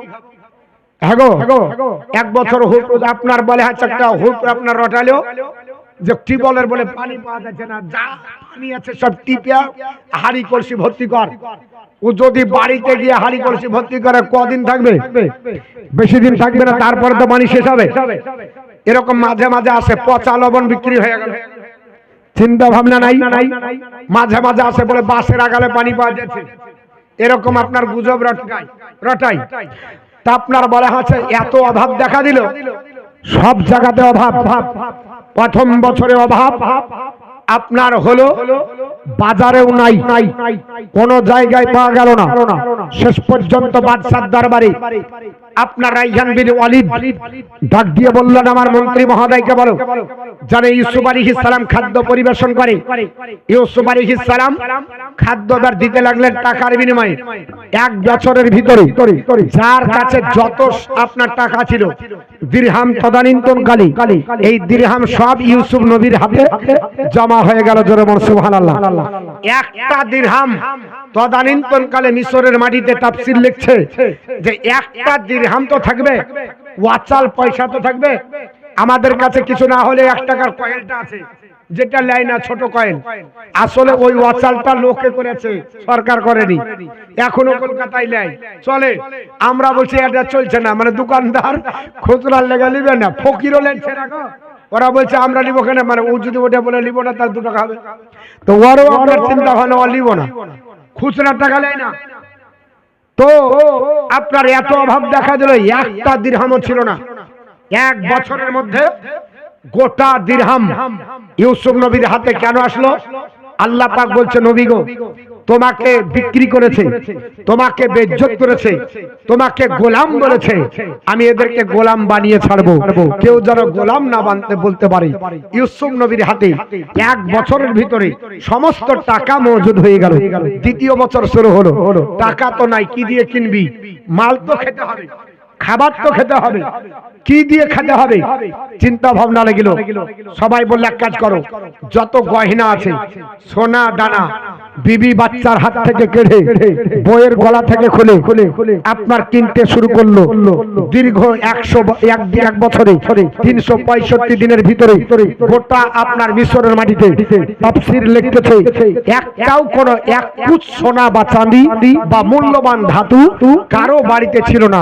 সমস্ত মূল্যবান সোনা দানা গয়না গাঠি 1 বছরের ভিতরে এই খাদ্যের বিনিময়ে টাকা আপনার নাই যেহেতু এই সোনা দানা জমা দেয় আর আপনার ইউসুফ নবীর কাছে খাদ্য নেয়। করতে করতে 1 বছরের ভিতরে সমস্ত খাদ্যের টাকা আপনার এই সোনা দানা ইউসুফ নবীর কাছে জমা হয়ে গেল। আবার 3য় বছর শুরু হলো। এবার কি করে চালাবি? সোনাও নাই, টাকাও নাই, কি হবে? বলছে গবাদি পশু আছে, কারো গরু আছে, ছাগল আছে, ভেড়া, জমা দে আর খাবার খা, দরকার নাই দুধ খাবার, ভাত খেতে হবে, রুটি খেতে হবে। জমা দিতে শুরু করলো। গবাদি পশু যার বাড়িতে জড়া ছিল সমস্ত পশু নিয়ে যায় ইউসুফ নবীর দরবারে, খুঁটিয়াতে বেঁধে আপনার খাবার দেন, রেখে দিয়ে গেলাম, বেঁধে দিয়ে গেলাম। গরুকে খাবানোর মতো আমাদের কাছে কিছু নয়, সমস্ত গরু ছাগল দুম্বা ভেড়া সব জমা দিয়ে দিল। 3য় বৎসরের ভিতরে সমস্ত গরু ছাগলের মালিক আল্লাহ পাক ইউসুফ নবীকে বানিয়ে দিল। 4র্থ বৎসর শুরু হলো। তাফসীরে লিখতেছে কি দিয়ে খাবে, টাকা পয়সা নাই, কোথায় যাবে, কোথায় কি করবে, শেষ পর্যন্ত তাদের কৃত দাস দাসী পুষ্ট আপনার মানুষকে কিনেছিল, এগুলোকে জমা দিল। বলে হুজুর আমার এই কৃত দাসী আছে, কৃত দাস আছে, আপনার কাছে জমা দিলাম, খাবারটা দেন, অন্তত প্রাণে বাঁচবো, একটু আপনার ক্ষুধার যন্ত্রণা নিবারণ করব। আল্লাহর নবী ইউসুফ পয়গম্বর 4র্থ বৎসরে গোটা মিশরের এলাকায় মিশরবাসীর কাছে একটাও গোলাম ছিল না, সমস্ত গোলাম আল্লাহর নবীর দরবারে হাজির করলো। সমস্ত গোলামের মালিক আল্লাহর নবী ইউসুফ পয়গম্বর। 4র্থ বৎসর হলো। 4র্থ বৎসরে হলেন 5ম বৎসর শুরু হলো। কি দিয়ে খাবে আপনার চিন্তায় চিন্তিত। শেষ পর্যন্ত নিজের জমি জায়গা আমলা জায়গির যা ছিল সব টিপদাই আর খাবার নাই, টিপদাই আর খাবার নাই, জমির দরকার নাই, বাড়ির দরকার নাই, গাড়ির দরকার নাই, আমলার দরকার নাই, জায়গিরের দরকার নাই, সব জমা দিয়ে দিলাম। সমস্ত মিশরের সম্পত্তির মালিক 5ম বছরে আমার আল্লাহ পাক ইউসুফ নবীকে বানিয়ে দিল। জোরে বলো সুবহানাল্লাহ। এই বাড়িটা আমার, এটা বলার ক্ষমতা কারো ছিল না। ও জমিটা আমার, এটা বলার ক্ষমতা নাই। এই সম্পত্তিটা আমার, এটা বলার ক্ষমতা নাই। গোটা 5ম বছরে সমস্ত জমি জায়গা আমলা জায়গিরের মালিক আমার আল্লাহ পাক ইউসুফ নবীকে বানিয়ে দিলেন। 6ম বছর শুরু হলো। জমিও নাই, কৃত দাসীও নাই, পশুও নাই, আপনার গহিনাও নাই, টাকাও নাই, কি দিয়ে খাবে? নিজের সন্তানাদি, নিজের ওরসার সন্তান তাদেরকে হাত ধরে নিয়ে যায় আর ইউসুফ নবীকে বলে একে তোমরা কিনে নাও, একে দাস বানিয়ে দাও, একে দাসী বানিয়ে দাও। প্রত্যেকটা মায়ের সন্তান একটাও থাকলো না, যার যতটা সন্তান ছিল সমস্ত সন্তান আদিকে আল্লাহর নবী ইউসুফ নবীর দরবারে 5ম বছরে 6ম বছরে পৌঁছে সবাই আপনার বিক্রি করে খাবার কিনতে লাগলো। এবার আর কি দিয়ে কিনবে? 7ম বছর শুরু হলো। 7 বছরে কি কিনবে? কিছু তো নাই, আর টাকাও নাই, পয়সাও নাই, জমিও নাই, জায়গাও নাই, সন্তানটাও নাই। সন্তান জমা দিবে। শেষ পর্যন্ত বললো হুজুর আমরা আমাদের আপনার আমিত্ব রাখবো না, আমরা আপনার গোলাম হয়ে যাব, শুধু আপনার দরবারে খাবো আর থাকবো, আপনি কিনে নেন। হযরতে ইউসুফ পয়গম্বর আপনার শুরু করে দিলেন। সার্ভে শুরু হলো। গোটা মিশরের মাটিতে একটাও স্বাধীন আল্লাহর বান্দা রেখেছিলেন না। গোটা মিশরের আপনার বলা হচ্ছে নারী পুরুষকে আল্লাহ 7ম বছরে দাস আর দাসীতে পরিণত করলেন। জোরে বলুন। কত বছরে? 7 বছর বয়সে দাস দাসী হয়ে গেল। আর কেউ থাকলো না, আমার বলে কেউ নাই, সবাই ইউসুফ পয়গম্বর গোলাম। আর সবাই প্রশংসা করে যে ইউসুফের মতো এত সত্যবাদী আর কেউ নাই, এত আদর আপনার আদর্শের মানুষ কেউ নাই, এত উদার চেতা ব্যক্তি কেউ নাই, এত ভবিষ্যৎ বক্তা কেউ নাই যে 7 বছর দুর্ভিক্ষ হবে আর এই খাবার কি করে মজুদ করে রাখতে হবে এই বিদ্যা আল্লাহ তাকে দিয়েছে এবং তিনি অহংকার না করে আপনার সাদরে খাবার দেয়। সবাই তার প্রশংসা করতে লাগলো। আল্লাহর নবী ইউসুফ পয়গম্বর বাদশা রাইহান বিন ওয়ালিদকে বলল, বলে আমি ব্যবস্থাটা কেমন করেছি? আপনার রাইহান বিন ওয়ালিদ বলল আমি আপনার কাছে বিক্রি হয়ে যাব, আমি আমার নিজের আমিত্ব রাখবো না, আপনার বিদ্যার কাছে আমি সারেন্ডার হয়ে গেলাম। বাদশার কাছে আপনার বলা হয়েছে ইউসুফ পয়গম্বরের সম্মান প্রকাশিত হলো। আমার আল্লাহ পাক ইউসুফ নবীকে এত উদার চেতা মন দিয়েছিল, সেই দিন ডাক দিয়ে বলল বাদশা আমি 7ম বছরে আপনার গোটা বিশ্বের আপনার ভিতরে আমাকে আল্লাহ পাক মিশরের মালিক বানিয়ে দিয়েছে, সবাই আমার আছে, তাই বলে আমি অহংকার করে কাউকে গোলাম বলবো না, কাউকে দাস বলবো না, কাউকে দাসী বলবো না। আমি আল্লাহর রাস্তে সবাইকে নাজাত করে দিলাম। জোরে বলুন সুবহানাল্লাহ। আল্লাহ এটা চাইলেন কেন? আল্লাহ বলছেন নবী গো, কেউ জানে তোমাকে গোলাম না বলতে পারে, কেউ জানে তোমাকে দাস না বলতে পারে, কেউ জানে না বলতে পারে যে জুলাইখার বাড়িতে লালিত পালিত হয়েছে, কেউ জানে না বলতে পারে যে আপনার বাড়ি হাজার রাইহান বিন ওয়ালিদের আপনার রাজ দরবারে ছিল, যে আপনার গোলাম হয়েছে, আপনার মিশর আজিজ কিনেছে, এটা জানো না বলতে পারে। সর্বোচ্চ সম্মান আমি আপনাকে আমি আল্লাহ দান করলাম। কিন্তু আল্লাহর নবী সবাইকে আজাদ করে দিলেন। এই আজাদ করলো, কিন্তু বাপ পৃথিবীতে এই প্রভাবটা কিন্তু দুর্ভিক্ষ চলতে লাগলো। আপনার কত দূর গেল? তো কিনান পর্যন্ত পৌঁছে গেছে। কোথায় পৌঁছেছে? একবারে কিনান পর্যন্ত। করোনা যদি আসে তো একবারে শুধু নতুন গ্রামে থাকবে। গোটা বিশ্বে যেমন পৌঁছাইছে, এই দুর্ভিক্ষ এমন আসলো মিশর পার করে একবারে কিনান পর্যন্ত পৌঁছে গেল। শেষ পর্যন্ত ইয়াকুব আলাইহিস সালামের বাড়িতেও অভাব। আল্লাহর নবী ইয়াকুব আলাইহিস সালাম ডাক দিয়ে বলে, বেটারা এত দুর্ভিক্ষ দেখা দিয়েছে, 7 বছরে বাড়িতে খাবার নাই। এই 7 বছর ধরে অনাহারে থাকার কারণে আমাদের ঘরে কোনো খাবার নাই। তোমরা চলে যাও, শুনেছি মিশরের যিনি প্রধানমন্ত্রী উনি খাদ্য পরিবেশন করে, আমি টাকা দিলাম, নিয়ে যাও। এ বেটারা মূলধন দিচ্ছি, নিয়ে যাও। আর নিয়ে যাওয়ার পরে কিছু খাদ্য কিনে নিয়ে এসো, খেয়ে বাঁচতে হবে। আল্লাহর নবী ইউসুফ পয়গম্বরের কাছে আসতেছে। আল্লাহর কোরআন বলতেছে ওয়াজা ইখওয়াতু ইউসুফা। আল্লাহর নবী ইউসুফ পয়গম্বরের কাছে তার ভাইরা আসলো। ফাদাখালা আলাইহি, তার কাছে প্রবেশ যখন করলো, মানে ইউসুফ নবীর কাছে কতজন এসেছিল? 10 জন তার ভাই এসেছিল। 10 জন ভাই আপনার ইউসুফ নবীকে হাত পা বেঁধে আপনার কোয়াতে নিক্ষেপ করেছিল। ওই 10 ভাই বাবা খাবারের জন্য খোদার যন্ত্রণা নিবারণ করে বস্তা গাঁঠরি তদানীন্তন কালে যে আপনার ব্যাগপত্র দরকার ওগুলা দিয়ে মূলধন নিয়ে শুনতে পেয়েছে খাবার নয়। মিশরের আপনার বাদশার কাছে মজুদ, কেনানে কোনো জায়গায় খাবার নাই। কোথায় গেলে প্রাণ বাঁচাতে হবে। মিশরের বাদশা বড় উদার, মিশরের প্রধানমন্ত্রী বড় দয়ালু, উনি খাবার পরিবেশন করে, তবে টাকা দিয়ে কিনবো বলে কিছু মূলধন দিয়ে হাজির হলো। এমনি আপনার রাজ দরবারে ঢুকেছে। তাদের চেহারা সুন্দর ছিল, দেখতে তারা ভালো ছিল, কারণ ইউসুফ পয়গম্বরের ভাইরা দেখতে কেউ খারাপ ছিল না। ইউসুফ নবী রূপের বাদশা, আর তার ভাইয়েরাও দেখতে ভালো ছিল। সবাই অবাক হয়ে গেল। এক মায়ের 10 আপনার বলে হাতে একই বাপের 10টা সন্তান বাবা, এক মায়ের 6 সন্তান, আর 2 দাসীর আপনার বলা হয়েছে দুটো দুটো করে আপনার 4টা। এই 10টা সন্তান এসেছে। সবাই দেখছে বাহারে এত রাজপুরুষ কোথা থেকে আসলো। আল্লাহর নবীর কাছে যাওয়ার পর বলল, হুজুর আপনার কাছে কিনান থেকে লোক এসেছে, আপনাকে দেখা করবে। খাবার আপনার অনাহারে আছে, এদের কাছে কোনো খাবার নয়। আল্লাহর নবী বললেন তাদেরকে নিয়ে আসো। যেমনি আপনার রাজ দরবারে আল্লাহর নবীর কাছে নিয়ে গেছে। আল্লাহর নবী রাজপ্রাসাদের সিংহাসনে বসে আছে, আপনার রাজকীয় পোশাকে যেমনি ঢুকেছে পা আরা পা হোম। আল্লাহর নবী তাদেরকে চিনতে পেরে গেছে। জোরে সুবহানাল্লাহ। আল্লাহর কোরআন বলে পা আরা পা হোম, তাদেরকে ইউসুফ পয়গম্বর চিনে ফেলতে পারলেন। ইউসুফ নবীর গাল গড়ে গড়ে আপনার পানি ঝরে যায়। আহারে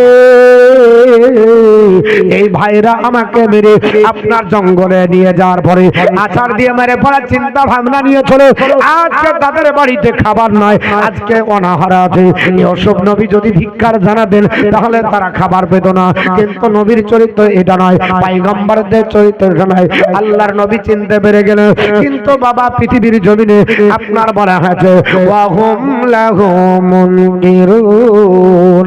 আল্লাহর কোরআন বলেছে ইউসুফ নবীকে তারা চিনতে পারল না। আল্লাহর নবী ইউসুফ পয়গম্বর তিনি চিনতে পেরে গেলেন এরা আমার হচ্ছে সহোদর ভাই, এরা আমার আপনার কলিজার ভাই, এরা আমার ইয়াকুব আলাইহিস সালামের সন্তান। আজ অভাবে পড়ার কারণে আমার বাপের কাছেও খাবার নাই, আর আল্লাহ আমাকে বসনদে বসিয়ে খাবার পরিবেশন করার দায়িত্ব দিয়েছে, আর তারা খাবার বাগর অনাহারে থাকছে। এই আমার মন্ত্রী মহোদয়, তোমরা এক কাজ করো, তাদেরকে সসম্মানে আমার রাজপ্রাসাদের ভিতরে নিয়ে যাও, আর আপনার রাজকীয় পোশাকের আপনার বলা হয়েছে দরবারে দণ্ডায়মান করো, তাদেরকে দস্তরখানা বিছিয়ে দাও, আগে জান ভরে খেতে দাও। এরা খেতে পায়নি, এরা খেতে পায়নি, জান ভরে খাওয়াও। আল্লাহর কোরআন বলছে তারা চিনতে পারছে না। কেন পাচ্ছে না? ইউসুফ আলাইহিস সালাম 40 বছর হারা। কত বছর? 40 বছর দেখতে পাইনি। ছোট্ট বাচ্চা অবস্থায় গেছে, 12 বছর জুলাইখার ঘরে, আবার জেলখানায় 12, করতে করতে 40 বছর পর দেখা। ওরা মনে করেছে মেরে ফেলেছে, ও তো নাই। আপনার বলে হচ্ছে চিন্তা ভাবনা করে চিনতে পারেনি। ইউসুফ নবী দূরদর্শিতার অধিকারী, উনি চিনতে পেরে গেছে। নিয়ে যাওয়ার পর বলছে এদেরকে সব সুন্দর করে খাবার পরিবেশন করে একটু খাওয়া, তৃপ্তি সহকারে খেতে দাও। আমার বন্ধুগণ, বলার উদ্দেশ্য হলো আল্লাহর নবী ইউসুফ পয়গম্বর খাবার খেতে বললেন, সবাই খাবার খেলো, খাবার খেয়ে তৃপ্তি সহকারে ঢেকুর তুলছে আর আছে। এরা বুঝতে পারেনি। আল্লাহর নবী ডাক দিয়ে বলছে, মন্ত্রী মহোদয়, আলাম্মা ওয়া আপনার ওয়ালাম্মা জাহাজাহুম বিজাহাজিহিম, তাদেরকে আপনার খাবার ভরে দাও, তাদের আপনার থলিতে খাবার দিয়ে দাও, তাদের ঝোলাতে মাল ভরে দাও। অর্থাৎ আপনার তদানীন্তনকালে যে সমস্ত খাদ্যদ্রব্য বিক্রি করা হচ্ছে ওগুলা দিয়ে দাও, আপনার খাবার দিয়ে আপনার বস্তা মেরে দাও। আবার পর 10 ভাইকে সম্বোধন করে আল্লাহর নবী ডাক দিয়ে বলছে, শোনো, ওয়ালা তুনি বিআখিল্লাকুম মিন আবিকুম, ডাক দিয়ে বললে, কে গো তোমরা? আল্লাহর বান্দা, তোমরা গুপ্তচর নাকি? দেখতে তো তোমাদেরকে একই লাগছে। নবী চিনতে পেরেছে, তবু একটু বলছে দেখি চিনতে পারে কিনা। ডাক দিয়ে বলছে, আমরা হলাম ওই কিনানের অধিবাসী, সিরিয়ার অধিবাসী, আমরা আপনার একই বাপের 10 সন্তান, আমরা গুপ্তচর নয়। ওগো হুজুর, আমাদেরকে আপনি এই রকম বলবেন না, কারণ আমাদের বংশে কোনো চোরাচুরির ব্যাপার নয়, আমরা নবী বংশের সন্তান। জোরে বলো সুবহানাল্লাহ। 10 ভাই বলছে নবী বংশের সন্তান। বলে তোমরা কয় ভাই? বলছে ছিলাম তো 12, কিন্তু এখন 12 নাই, এখন 11। বলে আরেকটা ভাই কি হয়েছে? বলে আমার আরেকটা ভাই ছিল ইউসুফ বলে, ছোট্ট অবস্থায় জঙ্গলে গেছিলাম আমরা ছাগল চড়াতে, আর ওই আপনার বাঘে এসে ইউসুফকে খেয়ে নিয়েছে। জোরে বলো আস্তাগফিরুল্লাহ। আল্লাহর নবী ইউসুফ পয়গম্বর মনে মনে বলছে, আল্লাহ পাক 40 বছর পরও এরা সত্য বলল না, এখনো মিথ্যা কথা বলে। আমার সামনে দাঁড়িয়ে বলছে, বলে শুনে রেখে দাও, মিথ্যা কথা তোমরা বলো না। বলে আমরা কোনোদিন মিথ্যা বলি না, আমরা আপনার নবীর সন্তান, আমরা ইয়াকুব পয়গম্বরের সন্তান। আল্লাহ পাক ইয়াকুব নবীকে বড় বুজুর্গি দান করেছে। আপনি বিশ্বাস করেন না না করেন, আমাদের ওই ভাইটা নাই, আজ থেকে পৃথিবীর জমিনে কমবে 40 বছর হলো ওই জঙ্গলে বাঘে তাকে খেয়ে ফেলেছে। এর জন্য পৃথিবীর জমিনে আমাদের আব্বা জান চোখের দৃষ্টি হারিয়ে ফেলেছে। আমার আব্বা জান পৃথিবীর জমিনে ওই বেটার জন্য কেঁদে কেঁদে আপনার বাড়ি থেকে বের হয় না। তার একটা ছোট ভাই আপনার বিনিয়ামিন আছে, ওকে নিয়ে আপনার বলে হাতে সান্ত্বনা করে। তখন ডাক দিয়ে বলল, শোনো, ওয়ালা তুনি বিআখিল্লাকুম মিন আবিকুম, শুনে রেখে দাও, এই আপনার 10 ভাই, তোমরা শোনো, তোমার ওই ভাইকে যদি বাপের কাছ থেকে না নিয়ে এসো, তাহলে শুনে রেখে দাও, আমি তোমাদেরকে বলতেছি আমার কাছে সে লাভ হবে না। কি বললেন? তোমাদের ওই ভাইকে তোমাদের বাপের কাছ থেকে আমার কাছে নিয়ে আসবে,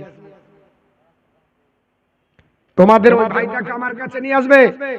আলা তারাও না, তোমরা কি দেখতে পাচ্ছ না? তোমরা কি দেখো না? তোমরা কি দেখতে পাচ্ছ না? এ আল্লাহর বান্দারা, আমি আপনার খাদ্য পরিবেশন করছি। তিনি কি বলেছিলেন একটা একটা করে বলবো, কিন্তু আজকে একটু আমার খুব কষ্ট হচ্ছে। কি জানি আমার অন্য জায়গাতে গলা বসে না, নতুন গ্রামে আসলেই গলা কি জানে আল্লাহ জানে। অন্য জায়গাতে গলা কোনোদিন বসলো না, 1 বছর ধরে এই সিজন গোটা চললো, আর এই গ্রামের জালসায় আসবে বসবেই গলা। আল্লাহ পাক কি যে এর মধ্যে হিকমত রেখেছে আল্লাহ ভালো জানে। তাই এত কষ্ট হচ্ছে বলতে। আবার আপনার যদি আওয়াজটা একটু ভাসে তাহলে একটু ভালো লাগে, আওয়াজটা খুব কম ভাসছে তবুও আপনার বলে হাতে যথেষ্ট বাজছে। আপনারা ধীর মস্তিষ্কে শুনছেন এর জন্য আমাকে বেশি ভালো লাগছে। দর্শের বলেন আল্লাহুম্মা শাহি। এই ওখানে ওই গজল নাই যে, ওখানে নাই তো, পরে দেখা যাবে। محمد صلى على محمد صلى على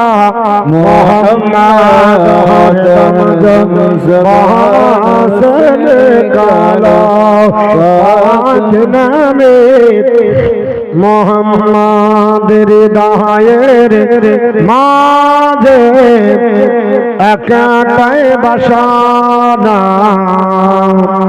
যাহাব আমি সোনার মদিনা।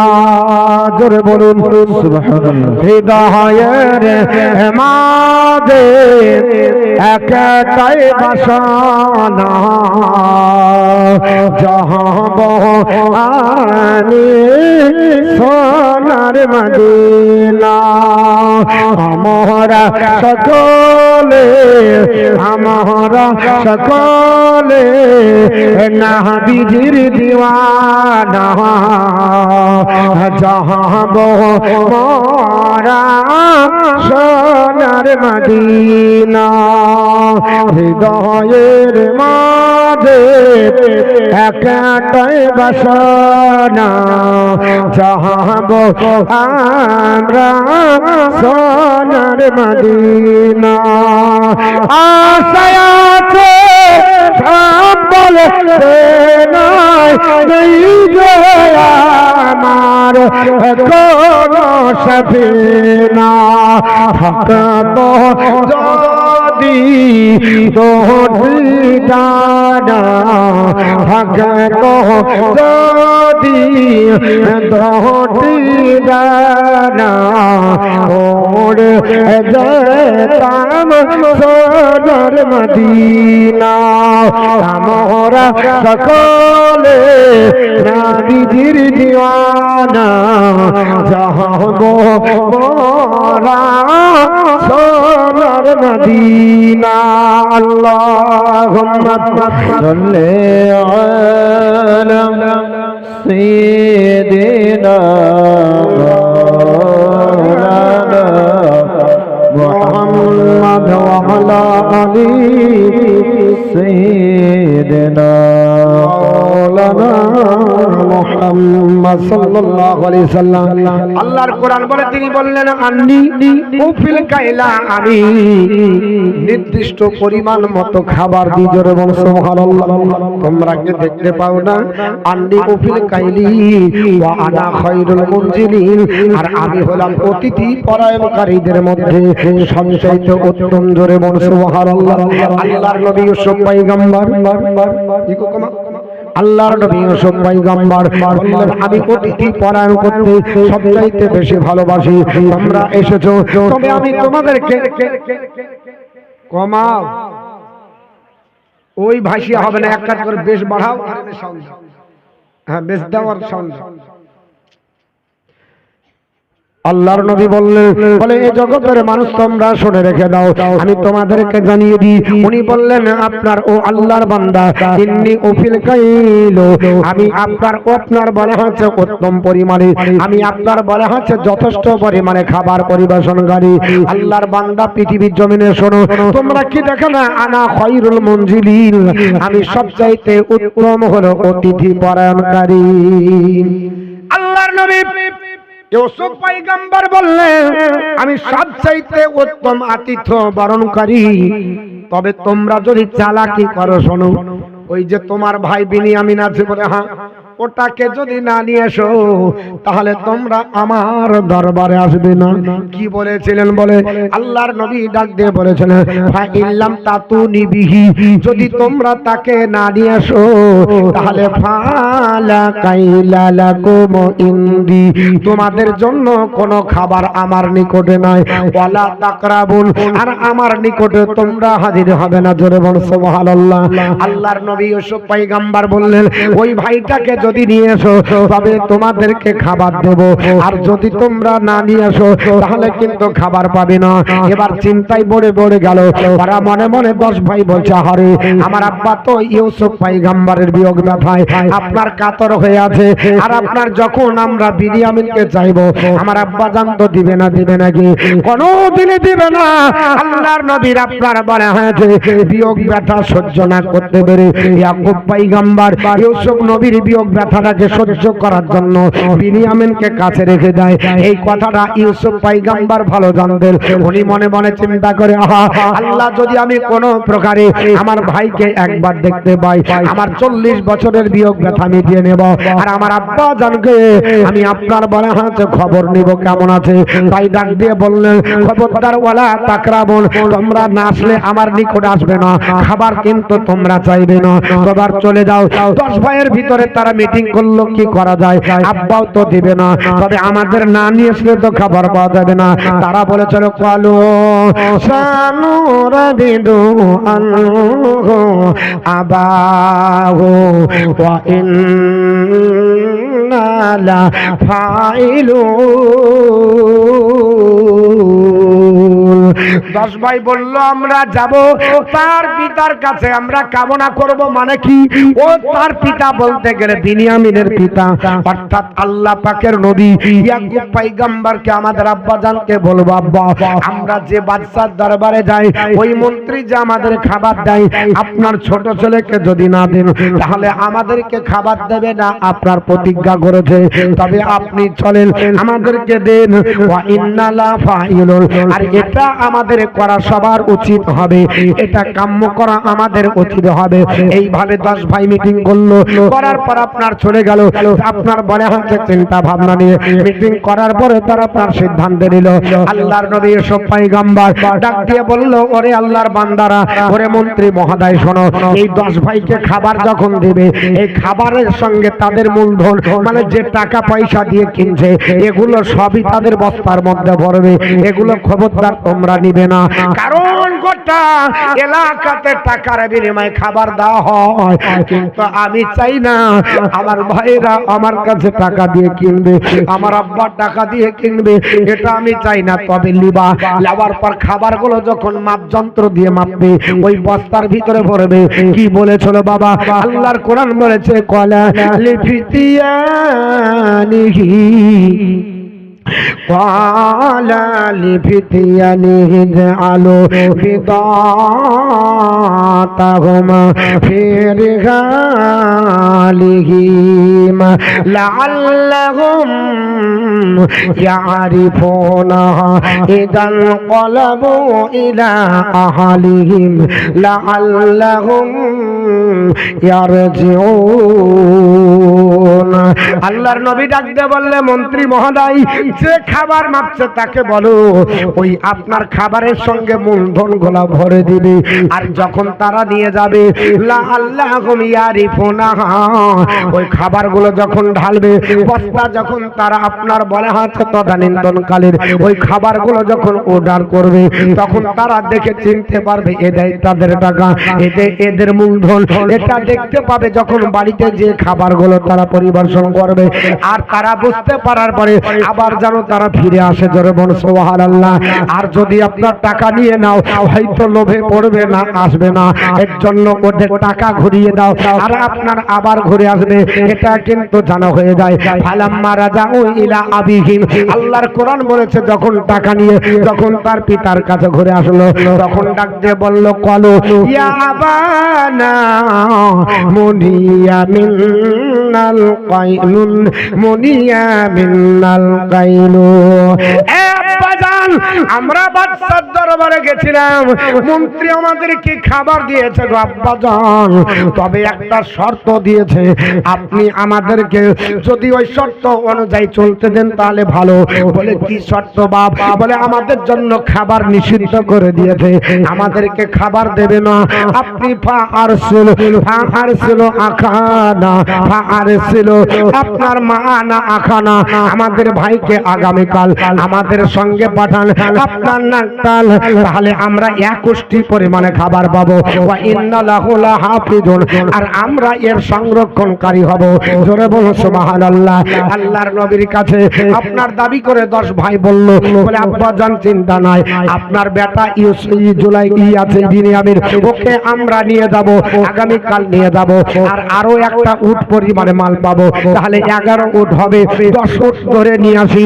আর বাদশা বলেছে যদি একে না নিয়ে যায় তাহলে একটাও দেবে না, অতএব আরো 1 উট পরিমাণে বোঝাই আমরা মাল পাবো, 11 উট হয়ে যাবে।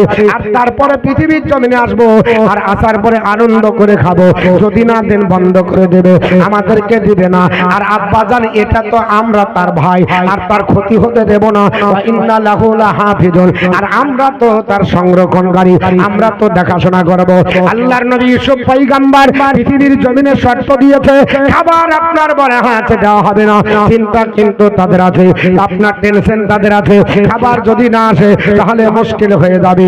আল্লাহর নবী ইয়াকুব আলাইহিস সালাম ডাক দিয়ে বলল, বেটা কলা হাল আমানুকুম আলাইহি ইল্লা কামা আমিনতুকুম আলা আখিহি মিন ক্বাবল। এ বেটা, আমি কি আমার বিনিয়ামিনকে ওই রকম বিশ্বাস করব যেমন তার ভাই ইউসুফের প্রতি আমি বিশ্বাস করেছিলাম পূর্বে, ওই রকম কি বিশ্বাস করতে বলছো? তোমরা হেফাজত করবে পারবে না? আপনার বলে আছে। তিনি বললেন, ওরে আল্লাহর বান্দা, ফাল্লাহু হাফিজু, ফাল্লাহু খায়রু হাফিজুন, আল্লাহ পাক হলো সর্বোত্তম হেফাজতকারী, ওয়া হুয়া আরহামার রাহিমিন, আর আল্লাহ হলো সমস্ত দয়ালুর ভিতরে শ্রেষ্ঠ দয়ালু। তোমরা হেফাজত করবে, তোমরা প্রতিশ্রুতি দিচ্ছ যে আমরা নিয়ে যাব, আর বিনিয়ামিনকে সসম্মানে নিয়ে আসবো, বিনিয়ামিনের কোনো ক্ষতি হবে না, এই রকম বিশ্বাস করতে বলছো। যেমন আমাকেই আপনার ইউসুফের প্রতি বলেছিলে, আর 40 বছর ধরে চোখের পানি ছেড়ে কাঁদছি, সেই রকম আমি বিশ্বাস করব? ডাক দিয়ে বলল, আব্বা জান, আপনি আমাদেরকে এই অপবাদ দিবেন না, আপনি আমাদেরকে বিশ্বাস করুন, আমরা এর কোনো আপনার বলে হচ্ছে সম্মান হানি করব না। করার পরে এবার বস্তা এতক্ষণ বক্তব্য হলো, দেওয়ার পরে এবার বস্তা খুলছে। ফালাম্মা ফাতাহু মাতাআহুম, বস্তা খুলে দেখছে যে তাদের মাতাআহুম মানে সামান, যেমনি খুলেছে তো ওয়াজাদু বিদাআতাহুম, তাদের মাল তাদেরকে ঘুরিয়ে দিয়েছে, ওয়া রাদ্দাত ইলাইহিম, তাদের মাল তাদেরকে ঘুরিয়ে দিয়েছে, মূলধন ঘুরিয়ে দিয়েছে। যেমনি ঘুরিয়ে দিয়েছে, ডাক দিয়ে বলল, আব্বাজান, ক্বালু ইয়া আবানা, হে আমাদের পিতা, মা নাবকি, আমরা আপনার বলে আছে এর দ্বারা বিশ্বাস্ত হই, এর দ্বারা আমরা সাঙ্গুইর হচ্ছি।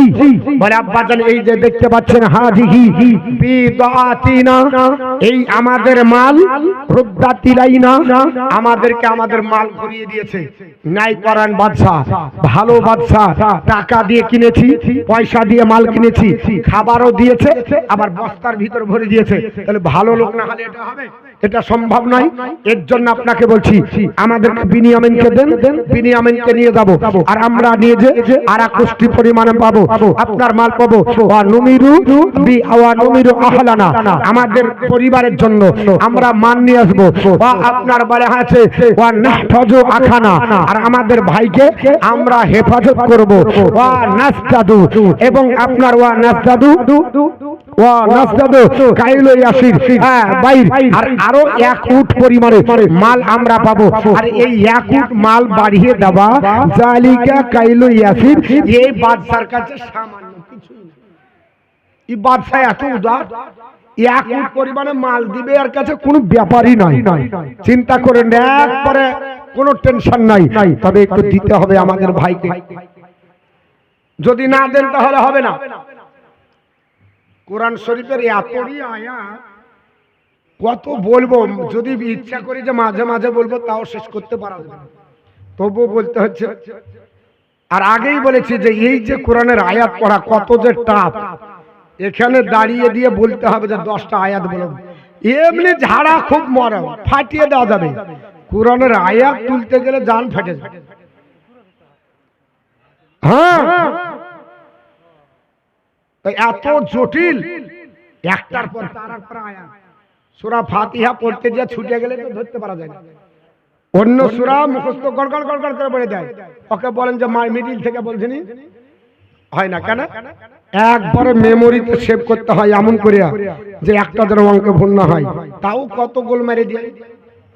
হ্যাঁ, ভালো করে সেভ করতে হবে যেন ডিলিট না হয়ে যায়। অন্য চিন্তা ভাবনা করা যাবে না, শুধু চিন্তা করতে হবে, সারা দিন পড়তে হচ্ছে। বাড়ি থেকে বার হচ্ছে না, লোকে বলছে কেন বার হচ্ছে না, কি যন্ত্রণা পোহাচ্ছে আমি জানি।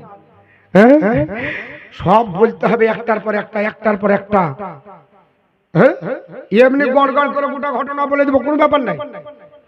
একদিন কেন 7 দিন বললেন অসুবিধা নাই, কিন্তু যদি একটার পর একটা আয়াত বলেন খুব জটিল, তো এতই আয়াত বলতে পারবো না, যতদূর সম্ভব কিছু আয়াত বলবো, তারপর শেষ পর্যন্ত এমনি মুখস্থ শুধু তরজমা বলবো, বুঝতে পেরেছেন?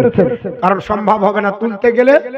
এখনো 7 রুকু 8 রুকু চলছে, 8 রুকু চলছে, এখনো 4 রুকু আছে।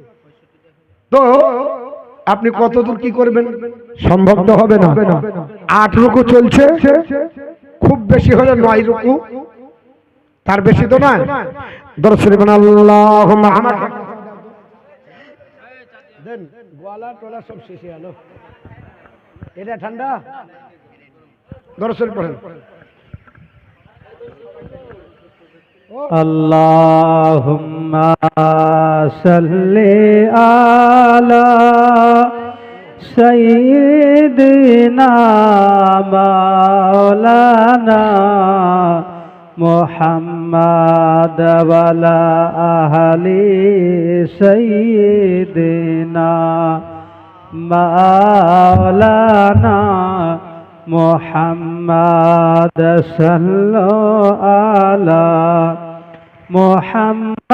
মুহাম্মাদিন সাল্লাল্লাহু আলা মুহাম্মাদ হরদম জবান সনে কালো ফাক নামে মুহাম্মাদ হরদম জবান সনে কালো সাফিয়ানা মুহাম্মদ সাল্লাল্লাহু আলাইহি ওয়াসাল্লাম। বিসমিল্লাহির রহমানির রহিম। ক্বালা লান উরসিলাহু মাকুম হাত্তা তুতুনি মাউসিকাম মিনাল্লাহ। আল্লাহ পাকের পবিত্র কোরআন বলে, ওই সময়তে এবার বাদশা আপনার বলে আছে, ওই আপনার বাদশার দরবার থেকে যাবার পরে, মানে মন্ত্রীর দরবার থেকে ইউসুফ নবীর কাছে যাবার পরে ডাক দিয়ে যখন আপনার ভাইরা বলেছে, আব্বা জান আমাদেরকে যদি বিনিয়ামিনকে না দেন তাহলে কখনো আমরা আমার পাবো না, একটু আমাদেরকে পাঠান, ভাইকে আমাদের সঙ্গে পাঠান। বলে বেটা বিশ্বাস করতে পারছি না। বলে আব্বা জান তাহলে মালুম পাবো না, বিশ্বাস করেন আপনার কাছে প্রতিজ্ঞাবদ্ধ হব। তখন আল্লাহর কোরআন বলছে, ওই সময়তে ইয়াকুব আলাইহিস সালাম তাদের একটা প্রতিজ্ঞা নিয়েছিলেন, ওয়াদা করো। কি ওয়াদা? তিনি বললেন, এ আমার বেটারা, ক্বালা লান উরসিলাহু মাকুম, আমি কখনোই তোমাদের সঙ্গে তাকে পাঠাবো না, এটা আমি রাজি নাই। হাত্তা তুতুনি মাউসিকাম মিনাল্লাহ, যতক্ষণ আল্লাহর উপরে তোমরা অঙ্গীকারবদ্ধ না হও, আল্লাহর সঙ্গে ওয়াদা করো, প্রতিজ্ঞাবদ্ধ হও। যদি এই ওয়াদা করো, প্রতিজ্ঞাবদ্ধ হও, তাহলে পাঠাবো, আর যদি প্রতিজ্ঞাবদ্ধ না হও তাহলে পাঠাবো না। এই কথা যখন বললেন তখন সবাই তারা ওয়াদা করলো, বলে আপনার আব্বাজান আপনাকে কথা দিচ্ছি আমরা কোনোদিন আর অন্যায় করব না, আর আমরা বিনিয়ামিনকে কখনো কষ্ট দেব না, এর হেফাজত করব, কখনো অসুবিধা হবে না। আব্বাজান আপনি কাঁদেন ইউসুফের জন্য, তবে চিন্তা নাই আমাদের সঙ্গে দেন। আল্লাহর নবী বিনিয়ামিনকে করলেন কি, তিনি আপনার নিজের পার্সোনাল ঘরে নিয়ে গেলেন। যাবার পর বললেন, বলে বেটা তুমি যে আপনার বলে হাতে মধ্যে প্রধানমন্ত্রীর কাছে যাবে, উনি বড় দয়ালু, উনি বড় আপনার বলে হাতে উদারচিতা মন নিয়ে থাকে, উনি খাবার দিতে ভালোবাসে, তবে আমার পার্সোনাল সালাম তাকে জানিয়ে দেবে। বিনিয়ামিনকে বলল পার্সোনাল সালাম তুমি আপনার বলে হাতে বলবে। বিনিয়ামিন তিনি আপনার সালামটা নিয়ে যাবেন। সব আপনার চিন্তা ভাবনা হলো। কোরআনের মধ্যে এসেছে বেটাদেরকে বলবে ডাকে যে আমার সঙ্গে প্রতিজ্ঞাবদ্ধ হবে, আর বিনিয়ামিনকে ঘিরে রাখবে। আল্লাহর কোরআন বলছে ওই অবস্থায় ঘিরে রাখার পরে যা বলবে তারপর প্রতিজ্ঞাবদ্ধ হবে, কিন্তু মানুষ জানে না তাই বলবে। আল্লাহ কোরআন বলছে দিয়ে ডাক দিয়ে আল্লাহর নবী ইয়াকুব আলাইহিস সালাম বলল, বেটারা তোমরা যখন গেলছিলে একই দরজা দিয়ে গেলছো? বলে হ্যাঁ। ও সন্তানরা একই দরজা দিয়ে যাবে না, কলা লা তাদখুলু মিন বাবিন ওয়াহিদিন, এ বেটারা একটাই দরজা দিয়ে 10 ভাই যাবে না। তাদখুলু মিন আবওয়াবিন মুতাফাররিকা, তোমরা আলাদা আলাদা দরজা দিয়ে যাবে। কারণটা কি? এক দরজা দিয়ে যাবে না, যখন রাজপ্রাসাদে ঢুকবে আলাদা আলাদা দরজা দিয়ে। এখানে একটা মহিলাদের একটা কাজ আছে, ছেলে পেলে ভালো হয় না, দেখতে সুন্দর হয়, তো ওই ছেলেটা পাড়ায় নিয়ে বাড়ালি তারপর দিন আর পায়খানা বমি ছাট করে ফেলছে। কি হয়েছিল? তো কেউ দেখেছে, বাবারে ছেলেটা কত লুদুলি দিলে বলে দিল, মানে ওর সামনে বলতেই হবে, বাস টুটকা মেরে দিল। এর জন্য দেখবেন মারা কাজল নিয়ে বাড়ায়, এই কাজলের একটা আঙ্গুলের বিদ্যা আঙ্গুলে ফুটে দিয়ে একটা মেরে দিল টিকলি। কেন মারলো? যে তুই আমার ছেলের দিকে তাকানোর আগে যেন ওখানে তাকাস, ওখানে তাকাবি। এর জন্য এই কাজলটা দেওয়া হয়, ফোঁটাটা দেওয়া হয়। তো এটা দেওয়া শিরক বেদাত না, এটা আল্লাহর কোরআনের নির্দেশ। আল্লাহ পাক শিখিয়ে দিচ্ছেন, আর নবী বলছেন এ আমার সন্তানরা লা তাদখুলু মিন বাবিন ওয়াহিদিন, খবরদার তোমরা এক দরজা দিয়ে 10 ভাই যাবে না, তোমরা এক দরজা দিয়ে প্রবেশ করবে না।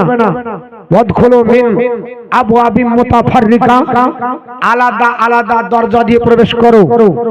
কিন্তু আপনার এটা বলা কারণ হলো যেন তোমাদের 10 ভাইকে কেউ দেখে একই সন্তান, একই বাপের, একই পরিবারের, এটা যেন না ভেবে তোমাদের প্রতি কুনজর দেয় বা তোমাদের ক্ষতি সাধন করে, এটা যেন না করতে পারে। এর জন্য তোমরা আলাদা আলাদা দরজা দিয়ে প্রবেশ করবে, আলাদা আলাদা জায়গা দিয়ে যাবে। কিন্তু আমা উগরি মিনাল্লাহি, আমা উগরি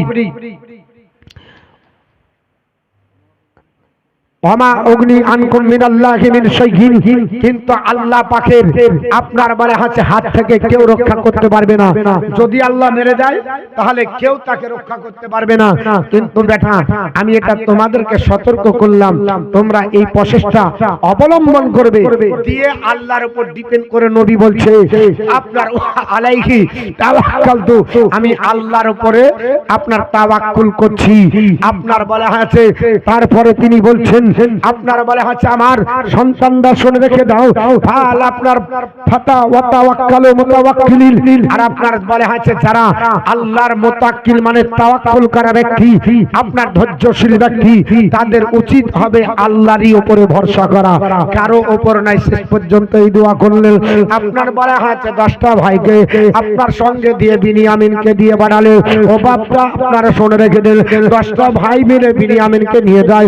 যেতে যেতে গেছে চলে গেল রাজপ্রাসাদে, যখন গেছে আলাদা আলাদা দরজা দিয়ে যাবে, এমন একটা দরজা দিয়ে গেল, বিনিয়ামিন গিয়ে গেল তো গেল, ইউসুফ নবীর দরজার ভিতর দিয়ে ঢুকেছে। জোরে বলুন সুবহানাল্লাহ। আল্লাহর নবী ইউসুফ আলাইহিস সালাম দেখতে পেয়েছেন, দেখার পরে বিনিয়ামিনকে দেখতে পেয়ে গেল। ওই অবস্থায় আল্লাহর কোরআন বলেছে, আপনার ওই অবস্থায় ফালাম্মা জাআ আলা ইউসুফ নবীর কাছে যখন উপনীত হলো, যখন ইউসুফ নবীর কাছে পৌঁছে গেছে, আল্লাহর নবী ইউসুফের কাছে যখন পৌঁছে গেছে, বাবা ফাআওয়া আলাইহি ফাআওয়া ইলাইহি আখিহি, আল্লাহর নবী ইউসুফ পয়গম্বর সঙ্গে সঙ্গে আপনার বলা হাতে বিনিয়ামিনকে ধরে নিজের পাশে বসিয়ে নিলেন। জোরে বলুন সুবহানাল্লাহ। আল্লাহর নবী ইউসুফ পয়গম্বর বিনিয়ামিনকে ধরার পরে নিজের পাশে বসিয়ে নিলেন। আপনার বসিয়ে না পরে গলা ডাক দিয়ে বলতেছে, ইন্নী আনা আখুকা, নিশ্চয় আমি তোমার ভাই। জোরে বলুন সুবহানাল্লাহ। এ বিনিয়ামিন, চিন্তা করো না, আমি তোমার ভাই, তবে শুনে রেখে দাও, ফালা তাবতাদিস বিমা কানু ইয়ামালুন, তারা যা করেছে তার জন্য দুঃখ করো না, তুমি কষ্ট করিও না। আমি হলাম ইউসুফ পয়গম্বর। ইউসুফ নবীকে জড়িয়ে ধরে কাঁদতে লাগলো। কেন এই কথাটা বলেছিল? যখন আপনার প্রবেশ করলো, ইউসুফ নবী বলেছিল, আমার মন্ত্রী মহোদয় না, একটা খাবারের পরিবেশনের ব্যবস্থা করো, আর তাদেরকে একটা কাজ করো, জোড়া জোড়া বসিয়ে দাও, আপাপন জোড়া জোড়া জোড়া বসে। আল্লাহর নবী ইউসুফ পয়গম্বরের নেতৃত্বে সবাই 10 ঘনা জোড়া জোড়া বসিয়ে দিল, সবাই জোড়া জোড়া বসে গেল। আপনার একটা ভাই বেঁচে গেল, ওই বিনিয়ামিনের জোড়া নয়। বিনিয়ামিন চোখের পানি ছেড়ে কান্না করে, আহারে আমার মায়ের সন্তান, আমার ইউসুফ ভাই যদি থাকতো, আমার ভাই আমার সঙ্গে খেত। সঙ্গে সঙ্গে আপনার ইউসুফ পয়গম্বর রাজপ্রাসাদের আপনার দরজা থেকে, রাজপ্রাসাদের সিংহাসন থেকে ঝাঁপিয়ে পড়ার পরে বলে, ওরে আল্লাহর বান্দা, কাঁদো কেন? বলে, আমি আজকে ভাই হারা, সবার আপনার ভাই আছে, জোড়া জোড়া আপনার দরবারে খাবে, খাবার খেয়ে তারা আনন্দ করবে, আর আমার ভাই আজকে আপনার ইউসুফ নাই, আমি একা খাবো কি করে? আমার ভাইয়ের কথা মনে পড়ে। বলে, আমি যদি তোমার ভাই হয়ে যায়, তোমার আপনার থালাই যদি খায়, তাহলে তোমাদের তোমার অসুবিধা আছে। বলে, আপনি যদি খান, এর চাইতে সৌভাগ্য কিছু নয়, কিন্তু আপনি কি ভাইয়ের চাহিদা মিটাতে পারবে? ভাই হিসাবে খাবেন, কিন্তু আপনি কি অরিজিনাল হতে পারবেন? আপনি ভাইয়ের চাহিদা মেটাতে পারবেন? তখন তিনি বলেছিলেন, ইন্নী আনা আখুকা, আমি নিশ্চয় তোমারই ভাই। হে আল্লাহর বান্দা, আমি বাদশা না। এ বিনিয়ামিন, তুমি খবরদার বলিও না। আমার ভাইয়ের আমাকে জড়িয়ে ধরে বল গলা করে মেরে আমাকে কুয়োতে ফেলেছিল। বিনিয়ামিন, তুমি ছোট বাচ্চা, বুঝতে পারোনি।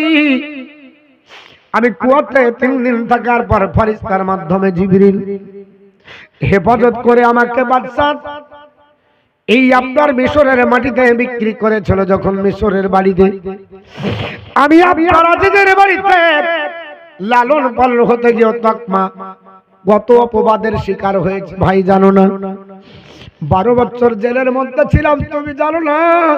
তবে আমার আব্বা কেমন আছে একটু বলো। বলে, আব্বা জানের চোখ নাই, আব্বা চোখের দৃষ্টি হারিয়ে ফেলেছে। যদি নবীদেরকে কানা বলা যাবে না, অন্ধ হয়েছে বলা যাবে না। ডাক দিয়ে বললেন, চোখের দৃষ্টি নাই, শুধু আমাকে নিয়ে শুধু ইউসুফ ইউসুফ বলে কাঁদে। আর আব্বা জান বলে, বলে ভাই, আব্বা বলে, আমার ইউসুফ মারা যায়নি, আমি ইউসুফের সুগন্ধ আমার নাকে পাই। আল্লাহর নবী ইউসুফ পয়গম্বরের সুগন্ধ তিনি আপনার কিনান থেকে পাচ্ছে। আজও আপনাকে সালাম দেওয়ার জন্য পাঠিয়েছে। তবে আপনি আমার ভাই, আমি এটা বিশ্বাস করব কি করে? তখন তিনি বললেন, বলে, আমি তোমার ভাই। আল্লাহ পৃথিবীর জমিনে 12 বছর পরে এই মিশরের রাজপ্রাসাদে সম্মানীয় করে মন্ত্রী পদে অধিষ্ঠিত করে আল্লাহ আমাকে সম্মানীয় বানিয়ে মিশরের সবকে দাস দাসী বানিয়ে দিয়েছে। তবে খবরদার কথাটা বলিও না। বিনিয়ামিন তারপরে বলবে যে আমি আপনার কাছে থাকতে যাই, অনেক ঘটনা আপনার আছে। সেই সময়তে ডাক দিয়ে আল্লাহর নবী বলবে কি করে তোমাকে রাখবো, তোমাকে রাখতে গেলে তো রাখা সম্ভব নয়।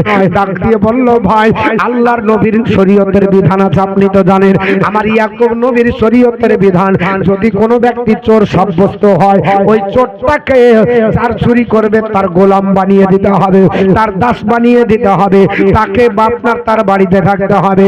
আল্লাহর নবী ইউসুফ পয়গম্বর বলল এইভাবে যদি না করা যায়, সাজিয়ে যদি আমরা আপনার কন্যা করি তাহলে কিন্তু সম্ভব হবে না। ইউসুফ পয়গম্বর বললেন বলে তাহলে এক কাজ করো, আপনার এই অবস্থায় এটাই করা সম্ভব, না হলে সম্ভব হবে না। আল্লাহর নবী ইউসুফ আলাইহিস সালাম আপনার ভাইকে আদর করার পরে, আদর ভক্তি করার পরে বলে ভাইজান তোমরা আপনার সবাই খাবার খাও।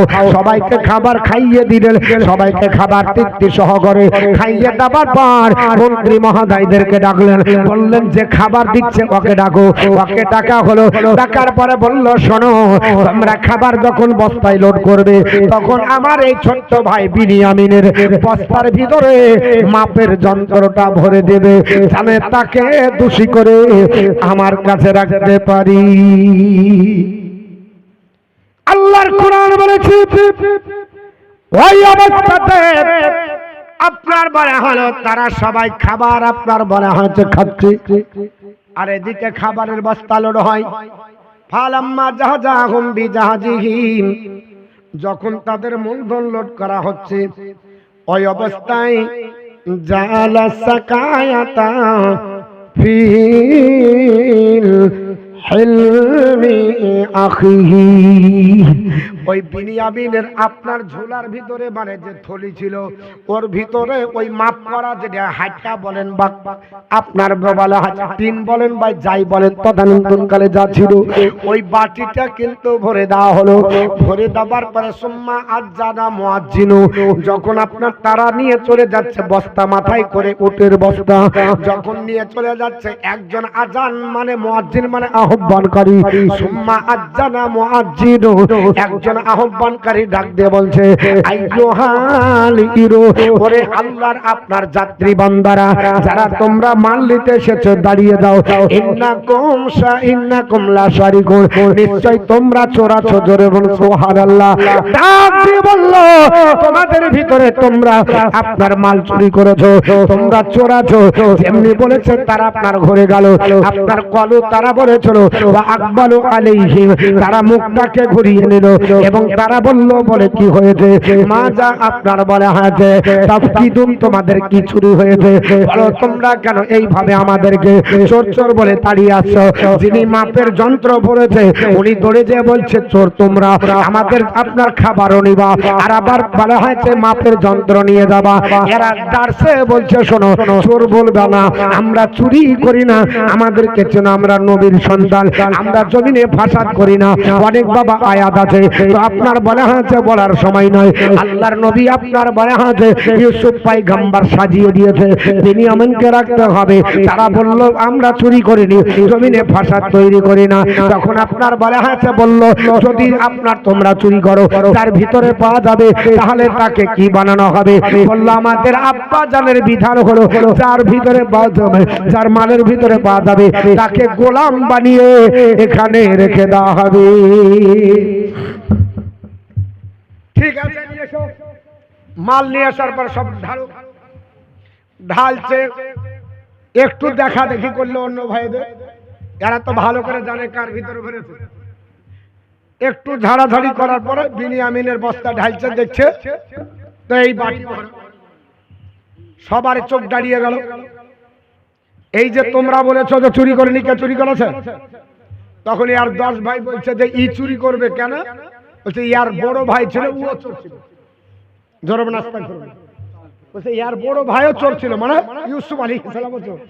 ইউসুফ নবী বলছে আল্লাহ তাদেরকে সুবুদ্ধি দান করো। উনি চেয়ারে বসে আছেন, বলছে হুজুর জাহাবানা মাফ করবেন, ইয়ার চুরি করা অভ্যাসটা আমরা জানি হবে কেন, মানে ইয়ার যে বড় ভাই ছিল ও নানার বাড়িতে যে চুরি করেছিল। কি চুরি করেছিল? তো চুরি কি করবে কোরআনের তাফসিরে এসেছে যে ইউসুফ আলাইহিস সালাম ছোট্ট অবস্থায় নানার বাড়ি বেড়াতে গেছিলেন। তো উনার নানা উনি মূর্তি পূজা মানে বাড়িতে রেখেছিলেন, এই মূর্তি পুজো বাড়িতে রেখেছে। তো ইনি বলছেন, আল্লাহ আমার নানা যদি বাড়িতে মূর্তি রাখে তো কোনো ইবাদত হবে না, আর মূর্তি রাখা শিরক আর গুনার কাজ। তো তিনি ওটাকে তো ডাইরেক্ট ভাঙতে পারছেন না, যদি ভেঙে দেয় তাহলে কি হবে, বকবে বাচ্চা ছেলে। উনি ছোট্ট অবস্থায় ইউসুফ আলাইহিস সালাম ছোট্ট বাচ্চা, মানে আমার বাচ্চা যেমন, এর চাইতে ছোট্ট অবস্থায় যাইয়া মূর্তি দেখে নিয়ে বগলের তল দিয়ে দেবে আস্তে আস্তে, যখন কেউ নাই রাস্তাতে ফেলে দিয়েছে, গাড়ি চালিয়ে দিয়েছে, ভেঙে গেছে। ওনার উদ্দেশ্য হলো আল্লাহ যেন নানা শিরক থেকে বাঁচে। তদন্ত করে দেখা গেল ইউসুফ আলাইহিস সালাম ওটাকে নিয়েছিলেন। ই বলছে ওর বড় ভাইও চোখ ছিল, আমার নানার মূর্তি চুরি করে নিয়ে পালিয়ে গেছে। এর জন্য ইয়ার স্বভাব হবে ওটা জানি। আল্লাহ নবী ইউসুফ আলাইহিস সালাম বলছেন, আমি নানাকে শিরক থেকে বাঁচাচ্ছি আর তোরা আমাকে চোর বলছিস। তো জিজ্ঞাসা করলে কি চুরি? তো বলছে এই এই ব্যাপার ঘটনা ঘটে গেল। শেষ পর্যন্ত বলল তাহলে কি করতে হবে?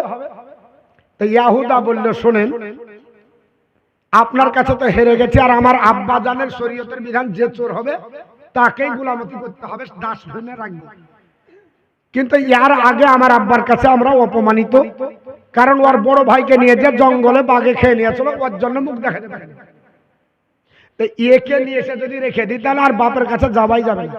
এক কাজ করেন, আমরা 10টা ভাই আছে, যে কোনো একটাকে নিয়ে আনি, ওয়াকে দেন আমরা চলে যাই, আর একজনকে রেখে দেন। উনি বললেন তা হবে না, তোমার বাপেরই তো শরীয়তের বিধান, ইয়াকুব আলাইহিস সালাম যে চুরি করবে তাকে রেখে। তারা মুসিবতে পড়ল, তাই তো নবীর বিধান তো খণ্ডন করা যাবে না, শরীয়ত এটা বিধান। বসতে বসতে বলে যে হুজুর একটু মাফ করেন না, আমরা তো বাপের কাছে মুখ দেখাতে পারবো না। উনি তো জানছেন এই ঘটনা না ঘটালে ঘটবে না, এটা তো ঘটাতে হবে। উনি বললেন আমি মানবো না, তোমরা এক কাজ করো, যদি নাই মানে তাহলে চলে যাও। বলছেন না, তাও যাওয়া যাবে না, একজনকে রাখেন। বলে যদি রাখতে হয় তো তাকে রেখে চুরি করে ওকে রাখতে হবে। শেষ পর্যন্ত বিনিয়ামিনকে রেখে দেওয়া হলো। বিনিয়ামিন আপনার বলে হাঁচে থেকে গেলেন। 10 ভাই যখন চলে গেল, যাবার পর আপনার পৃথিবীর জমিনে মুখ দেখাতে পারবে না। বাপের কাছে চোখের পানি ছেড়ে কাঁদে, আব্বা আব্বা বলে কাঁদে। ডাক দিয়ে বলল কি হচ্ছে? তোমাদের মাল হারিয়ে গেছে না, তোমাদের ক্ষতি হয়ে গেল। আল্লাহর নবী ইয়াকুব আলাইহিস সালাম দৌড়ে যখন বের হবে, তখন বলছেন আব্বা জান, আমাদের ছোট ভাই চুরি করেছিল, ওই আপনার বাটি দেওয়ার পরে তাকে রেখে দিয়েছে। ডাক দিয়ে বলল শোনে না, আমার বেটা চোর নয়, পৃথিবীতে আমার বেটাকে অপবাদ দাও, চোর না। আমার বিনিয়ামিন কোনোদিন চুরি করবে না। বলে আব্বা জান মানেন না, তাহলে আপনি পিয়ন দ্বারা খুঁজলেন, বিনিয়ামিন চুরি করেছিল আর তার বস্তার ভিতরে মাল পাওয়া গেছে, ওই যেটা দিয়ে মাল মেপে দেয়, লোভ সামলাতে পারেনি, ওটাই চুরি করেছিল। আল্লাহর নবী আপনার কাস্টের মাধ্যমে দেখছেন আমার বিনিয়ামিন ইউসুফের কাছে বসে আরাম করে। ডাকতে বলেন আল্লাহ পাক, আমি ইউসুফের সুগন্ধ শুনতে পাচ্ছি, অথচ বলছে বেটারা মারা গেছে। এটা তো হতে পারে না। আল্লাহর নবী ইউসুফ পয়গম্বর এদিকে সারা রাত্রি 2 ভাই ঘুমায় না, শুধু আপনার গল্প করে কি করে আপনার আমি আসলাম, কি কি ঘটনা ঘটলো সব বলল। বলার পর বলল ভাই তুমি এক কাজ করবে, খবরদার ধরা দিবে না, তবে আমি তোমার সঙ্গে পরামর্শ করে আব্বার সঙ্গে দেখার সাক্ষাতের আমি আপনার বিবেচনাটা করব। ডাক দিয়ে পৃথিবীর জমিনে এই ঘটনা আপনার ঘটে গেল। বাবা বলতে বলতে পৃথিবীর জমিনে সব আপনার ঘটনা ঘটে যাবে। আপনার একের পর এক হযরত ইউসুফ পয়গম্বর পৃথিবীর জমিনে ভাইয়ের সঙ্গে আলাপ আলোচনার মাধ্যমে তিনি আপনার জানার পরে ওই ভাইদেরকে রাগ করতে মানা করবেন, ক্ষমা করে দিতে বলবেন, আর বলবেন বলে বেটা পৃথিবীর জমিনে এই ভাই বলে শুনে রেখে দাও, আমার আব্বা জানে চোখের দৃষ্টির জন্য আমাকে একটু আপনার বলে হাতে আমার এই জামাটা দিয়ে পাঠাবো। আমার এই জামাটা যদি পাঠিয়ে দিই তাহলে আমার আব্বা জানের চোখের দৃষ্টি আপনার আল্লাহ হেফাজত করবে। জোরে বলুন সুবহানাল্লাহ। আপনার ইউসুফ পয়গম্বর নিজের পরনের জামাটা আপনার খুলে দিয়ে বললেন পিয়নকে বলে দাও আপনার বলে হয়েছে এই জামাটা জানো আপনার বলে হয়েছে ইয়াকুব আলাইহিস সালামের চোখে যেন বলিয়ে দেয়। আল্লাহর নবী ইয়াকুব আলাইহিস সালাম আপনার কিনারের মাটিতে আর পিয়নের মাধ্যমে জামা পাঠিয়ে দেওয়া হলো। জামা চলতেছে, ইয়াকুব আলাইহিস সালাম আপনার বাড়িতে বসে বলছে আমার ইউসুফের সুগন্ধ আপনার আস্তে আস্তে আমার কাছে আসছে। জোরে বলুন সুবহানাল্লাহ। কাছে যত জামা চলে আসে তত আপনার সুগন্ধ পায়। শেষ পর্যন্ত বলল বেটারা আমার একটা আপনার আরজি শোনো, আমার ইউসুফ ইন্তেকাল করেনি, আমার ইউসুফের জামা আমার কাছে আসছে, আমি সুগন্ধ পাচ্ছি। তিনি আপনার বলে হাতে দূর থেকে বলে দিলেন জামাটা নিয়ে যে যখন ইয়াকুব পয়গম্বরকে দিলেন শুনে বলছেন বেটারা আমার ইউসুফ এখনো জিন্দারে, আমার ইউসুফ অন্য কেউ নাই, আমার ইউসুফ ওই মিশরের আপনার বাদশা, এখন যিনি গদিতে আছে, এখন যিনি খাবার আপনার বন্টন করছে ওটাই হলো আমার ছেলে। জোরে বলো সুবহানাল্লাহ। তিনি আপনার জামাটা নিয়ে এইভাবে চোখে বোলালেন। 40 বছর পরে চোখের দৃষ্টি হারিয়ে চলো, চোখ আপনার বলে হয়েছে চোখ দিয়ে পানি পড়ে পড়ে সব পানি শেষ হয়ে গেছিল। আল্লাহ জামার বরকতে ইয়াকুব আলাইহিস সালামের 40 বছরের হারিয়ে দেওয়া দৃষ্টি আল্লাহ ঘুরিয়ে দিলেন। আপনার ইয়াকুব পয়গম্বর চোখের দৃষ্টি ফিরে পেলেন। ইয়াকুব আলাইহিস সালাম তাকালেন, এই দিকে আপনার ইয়াকুব আলাইহিস সালাম বললেন যাও আপনার বলে দাও ওই আপনার বনে হয়েছে প্রধানমন্ত্রীকে আমি এখনো নবী বেঁচে আছি, আমার সঙ্গে দেখা করবে না। ইউসুফ আলাইহিস সালাম আপনার বনে হয়েছে ভাইদের কাছে আপনার বনে হয়েছে আদরের সঙ্গে দাঁড়িয়ে যখন গেলেন ভাইয়েরা বুঝতে পেরে গেল।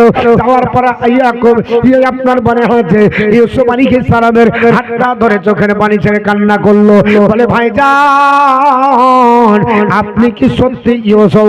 বলে আমি হলাম ইউসুফ পয়গম্বর। আপনারা যাকে আপনার 7 বা 12 বছর বয়সে ওই জঙ্গলে ফেলেছিলেন আল্লাহ আমাকে মারেনি, আল্লাহ জীবিত রেখেছে আমাকে মিশরের মাটিতে বিক্রি করে 12 বছর জেল খাটার পরে এই রাজপ্রাসাদের অধিকার আল্লাহ পাক বানিয়ে দিয়েছে এলাকার মানুষকে স্বস্তি দেওয়ার জন্য। রাজপ্রাসাদে বসে আছে এই ভাই তোমরা পৃথিবীর জমিনে আমার ব্যবহারে যদি কষ্ট পেয়ে থাকো তোমরা ক্ষমা করে দাও। সব ভাই ক্ষমা চেয়ে বলল আল্লাহ পাক পৃথিবীর জমিনে তোমাকে মহান বানিয়েছে, তোমার মতো আপনার উদার, তোমার মতো আপনার বলে হাতে আদরের ভাই আর কেউ হবে না, তুমি আমাকে ক্ষমা আমাদেরকে ক্ষমা করে দাও। যাই হোক সবাই ক্ষমা নিবে, তারপর বলবে হবে এক জায়গায় বসবো, আমার ইয়াকুব আলাইহিস সালামকে এখানে এনে দিতে হবে। কি পাঠাবে বাবা? তদানীন্তন কালের যত আপনার ভালো বহল যানবাহন ছিল, যত আপনার এলাকার আপনার বলে হয়েছে ঘোড়া, আপনার বলে হয়েছে উর্দুম্বা, যত আপনার হাতির যানবাহন ছিল সমস্ত বাহিনীগুলোকে একত্রিত করে বলল আমার আব্বা জানকে আপনার নিয়ে আসতে হবে আদরে, আর আমি আপনার মিশরের রাজপ্রাসাদের সিংহাসনে বসিয়ে বাপকে বাদশার মঞ্চে বসাবো। এই বলে বিশাল বাহিনী তৈরি করা হলো। সবাই অবাক হয়ে গেল, ইনি নবীর সন্তান, বাপ বেঁচে আছে, গোটা এলাকা জানতে পেরে গেল। আল্লাহর নবী ইয়াকুব আলাইহিস সালাম তিনি কিনানে আছেন। কিনান থেকে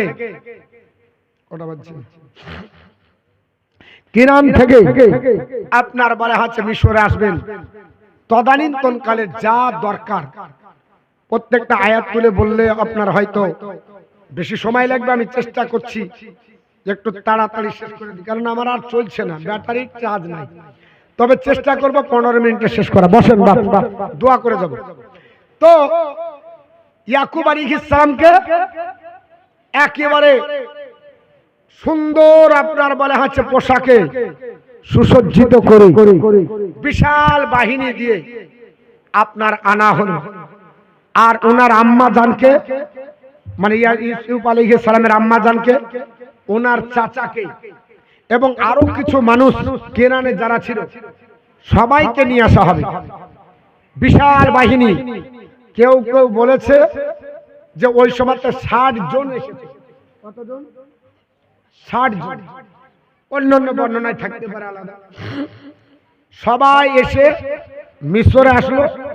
ইউসুফ আলাইহিস সালাম যে স্বপ্ন দেখেছিলেন, ইউসুফ আলাইহিস সালাম যে স্বপ্ন দেখেছিলেন, কি স্বপ্ন?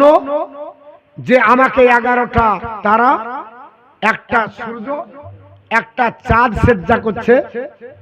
আপনার ইজকলা ইউসুফুল ইয়াবিহি ইয়া আবাতি ইন্নী রাআইতু আহাদা আশারা কাওকাবা ওয়াশ শামসা ওয়াল কমারা রাআইতুহুম লিসাজিদিন। এই যে আয়াত তিনি আপনার প্রথমেই বলেছিলেন, আল্লাহ যে কোরআনে বলেছে, এটার বাস্তবে রূপ দেওয়ার জন্য আল্লাহর নবী ইয়াকুব আলাইহিস সালামকে যখন সিংহাসনে বসিয়ে দেওয়া হলো, ইউসুফ আলাইহিস সালাম নিচে বসলেন।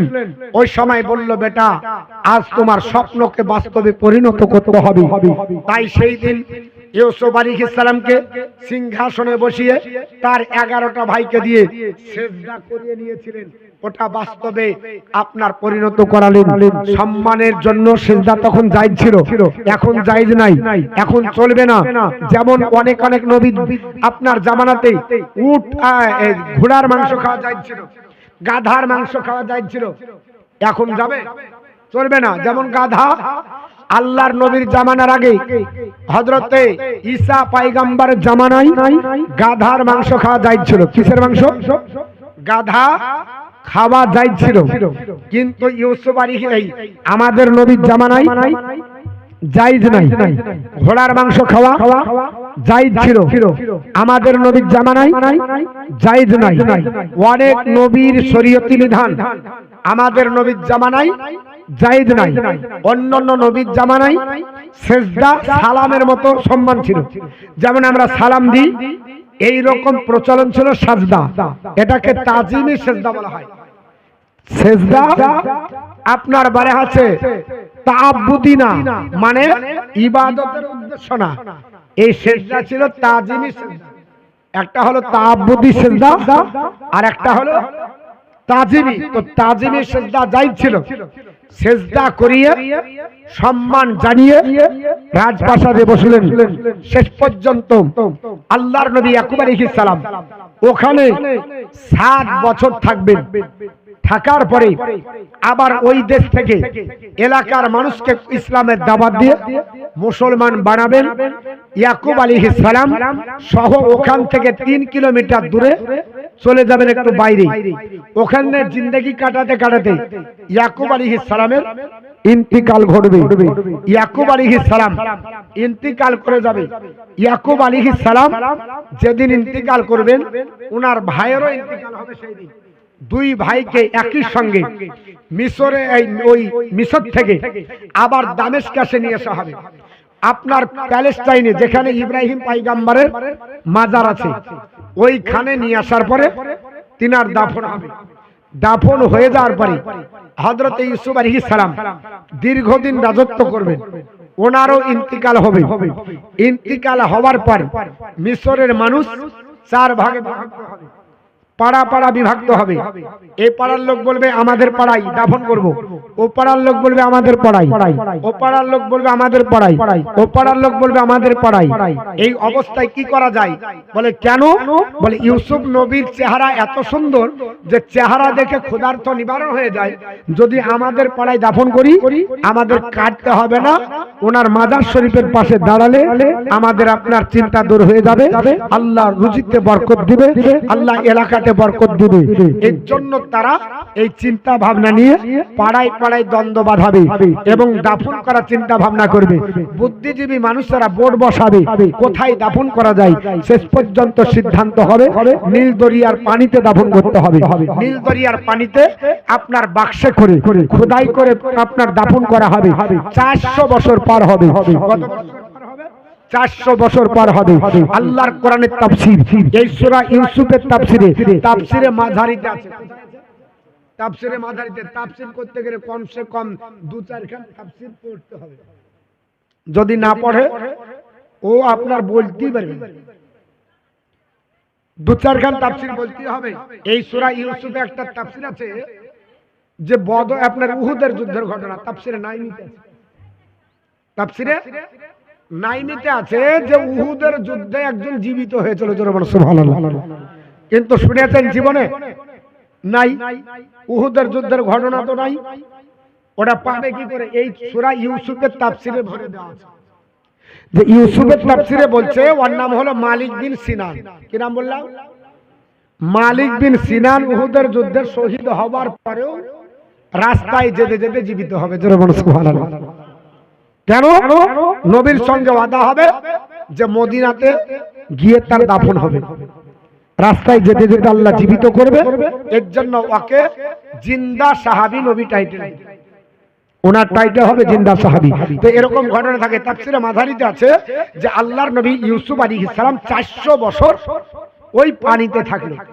আল্লাহ পাক 400 বছর পরে আপনার ওহী নাজিল করলেন হযরত মুসা কালিমুল্লাহ, এ আমার কালিম, তোর পাহাড়ে আছো, আমার একজন রূপের বাদশা নবী ছিল ইউসুফ, ওনার লাশটাকে নিয়ে ওনার বাপদাদার যেখানে মাজার মুকাদ্দাস আছে ওই বাইতুল মুকাদ্দাসের কাছে নিয়ে যেতে দাফন করো।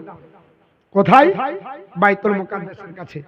তো বিশাল ঘটনা আছে এখানে, একজন মহিলা পর্যন্ত যুবতী হবে ঘটনা আছে। তারপরে তোলা হবে ইউসুফ আলাইহিস সালামের লাশ তুলবেন কে?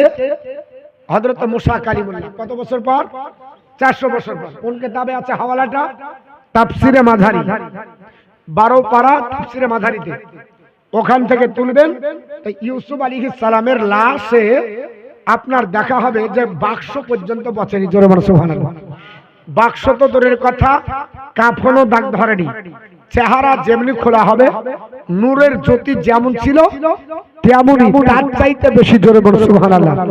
কারণ বিশ্ববিখ্যাত ইমাম আপনার বলা হচ্ছে ইমাম হযরতে জালালউদ্দিন সুয়ুতী রাহমাতুল্লাহ আলাইহি, তিনি বলছেন যদি আম্বিয়া کرامগণ ইন্তিকাল করে তাহলে এদের দুই হালাতের কোনো পরিবর্তন হয় না। জোরে বলুন সুবহানাল্লাহ।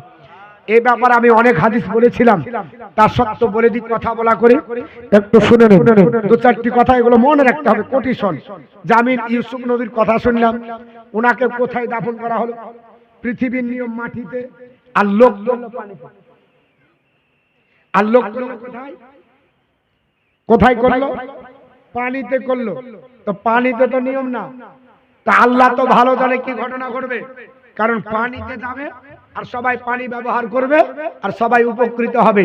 তাহলে কেউ কারোর পার্সেন্টেজ থাকবে না, থাকবে? পার্সেন্টেজ থাকবে না। এই ইউসুফ পয়গম্বরকে দাফন করা হলো কোথায়? পানিতে। 400 বছর পর তুল্যকে মুসা কালিমুল্লাহ। তারপর দাফন করা হলো কোথায়? বাইতুল মুকাদ্দাসের কাছে, প্যালেস্টাইনে। ইব্রাহিম আলাইহিস সালাম, ইসমাইল জাবিউল্লাহ, ইসহাক আলাইহিস সালাম, ইয়াকুব পয়গম্বর তারা যেখানে আছে ওখানে। কত বছর পর? 400 বছর পর। এই নীল দরিয়ার পানিতে আরেকজন নবী ছিল 3000 বছর। জোরে বলুন কত বছর? 3000। এই নবীর নাম জানেন?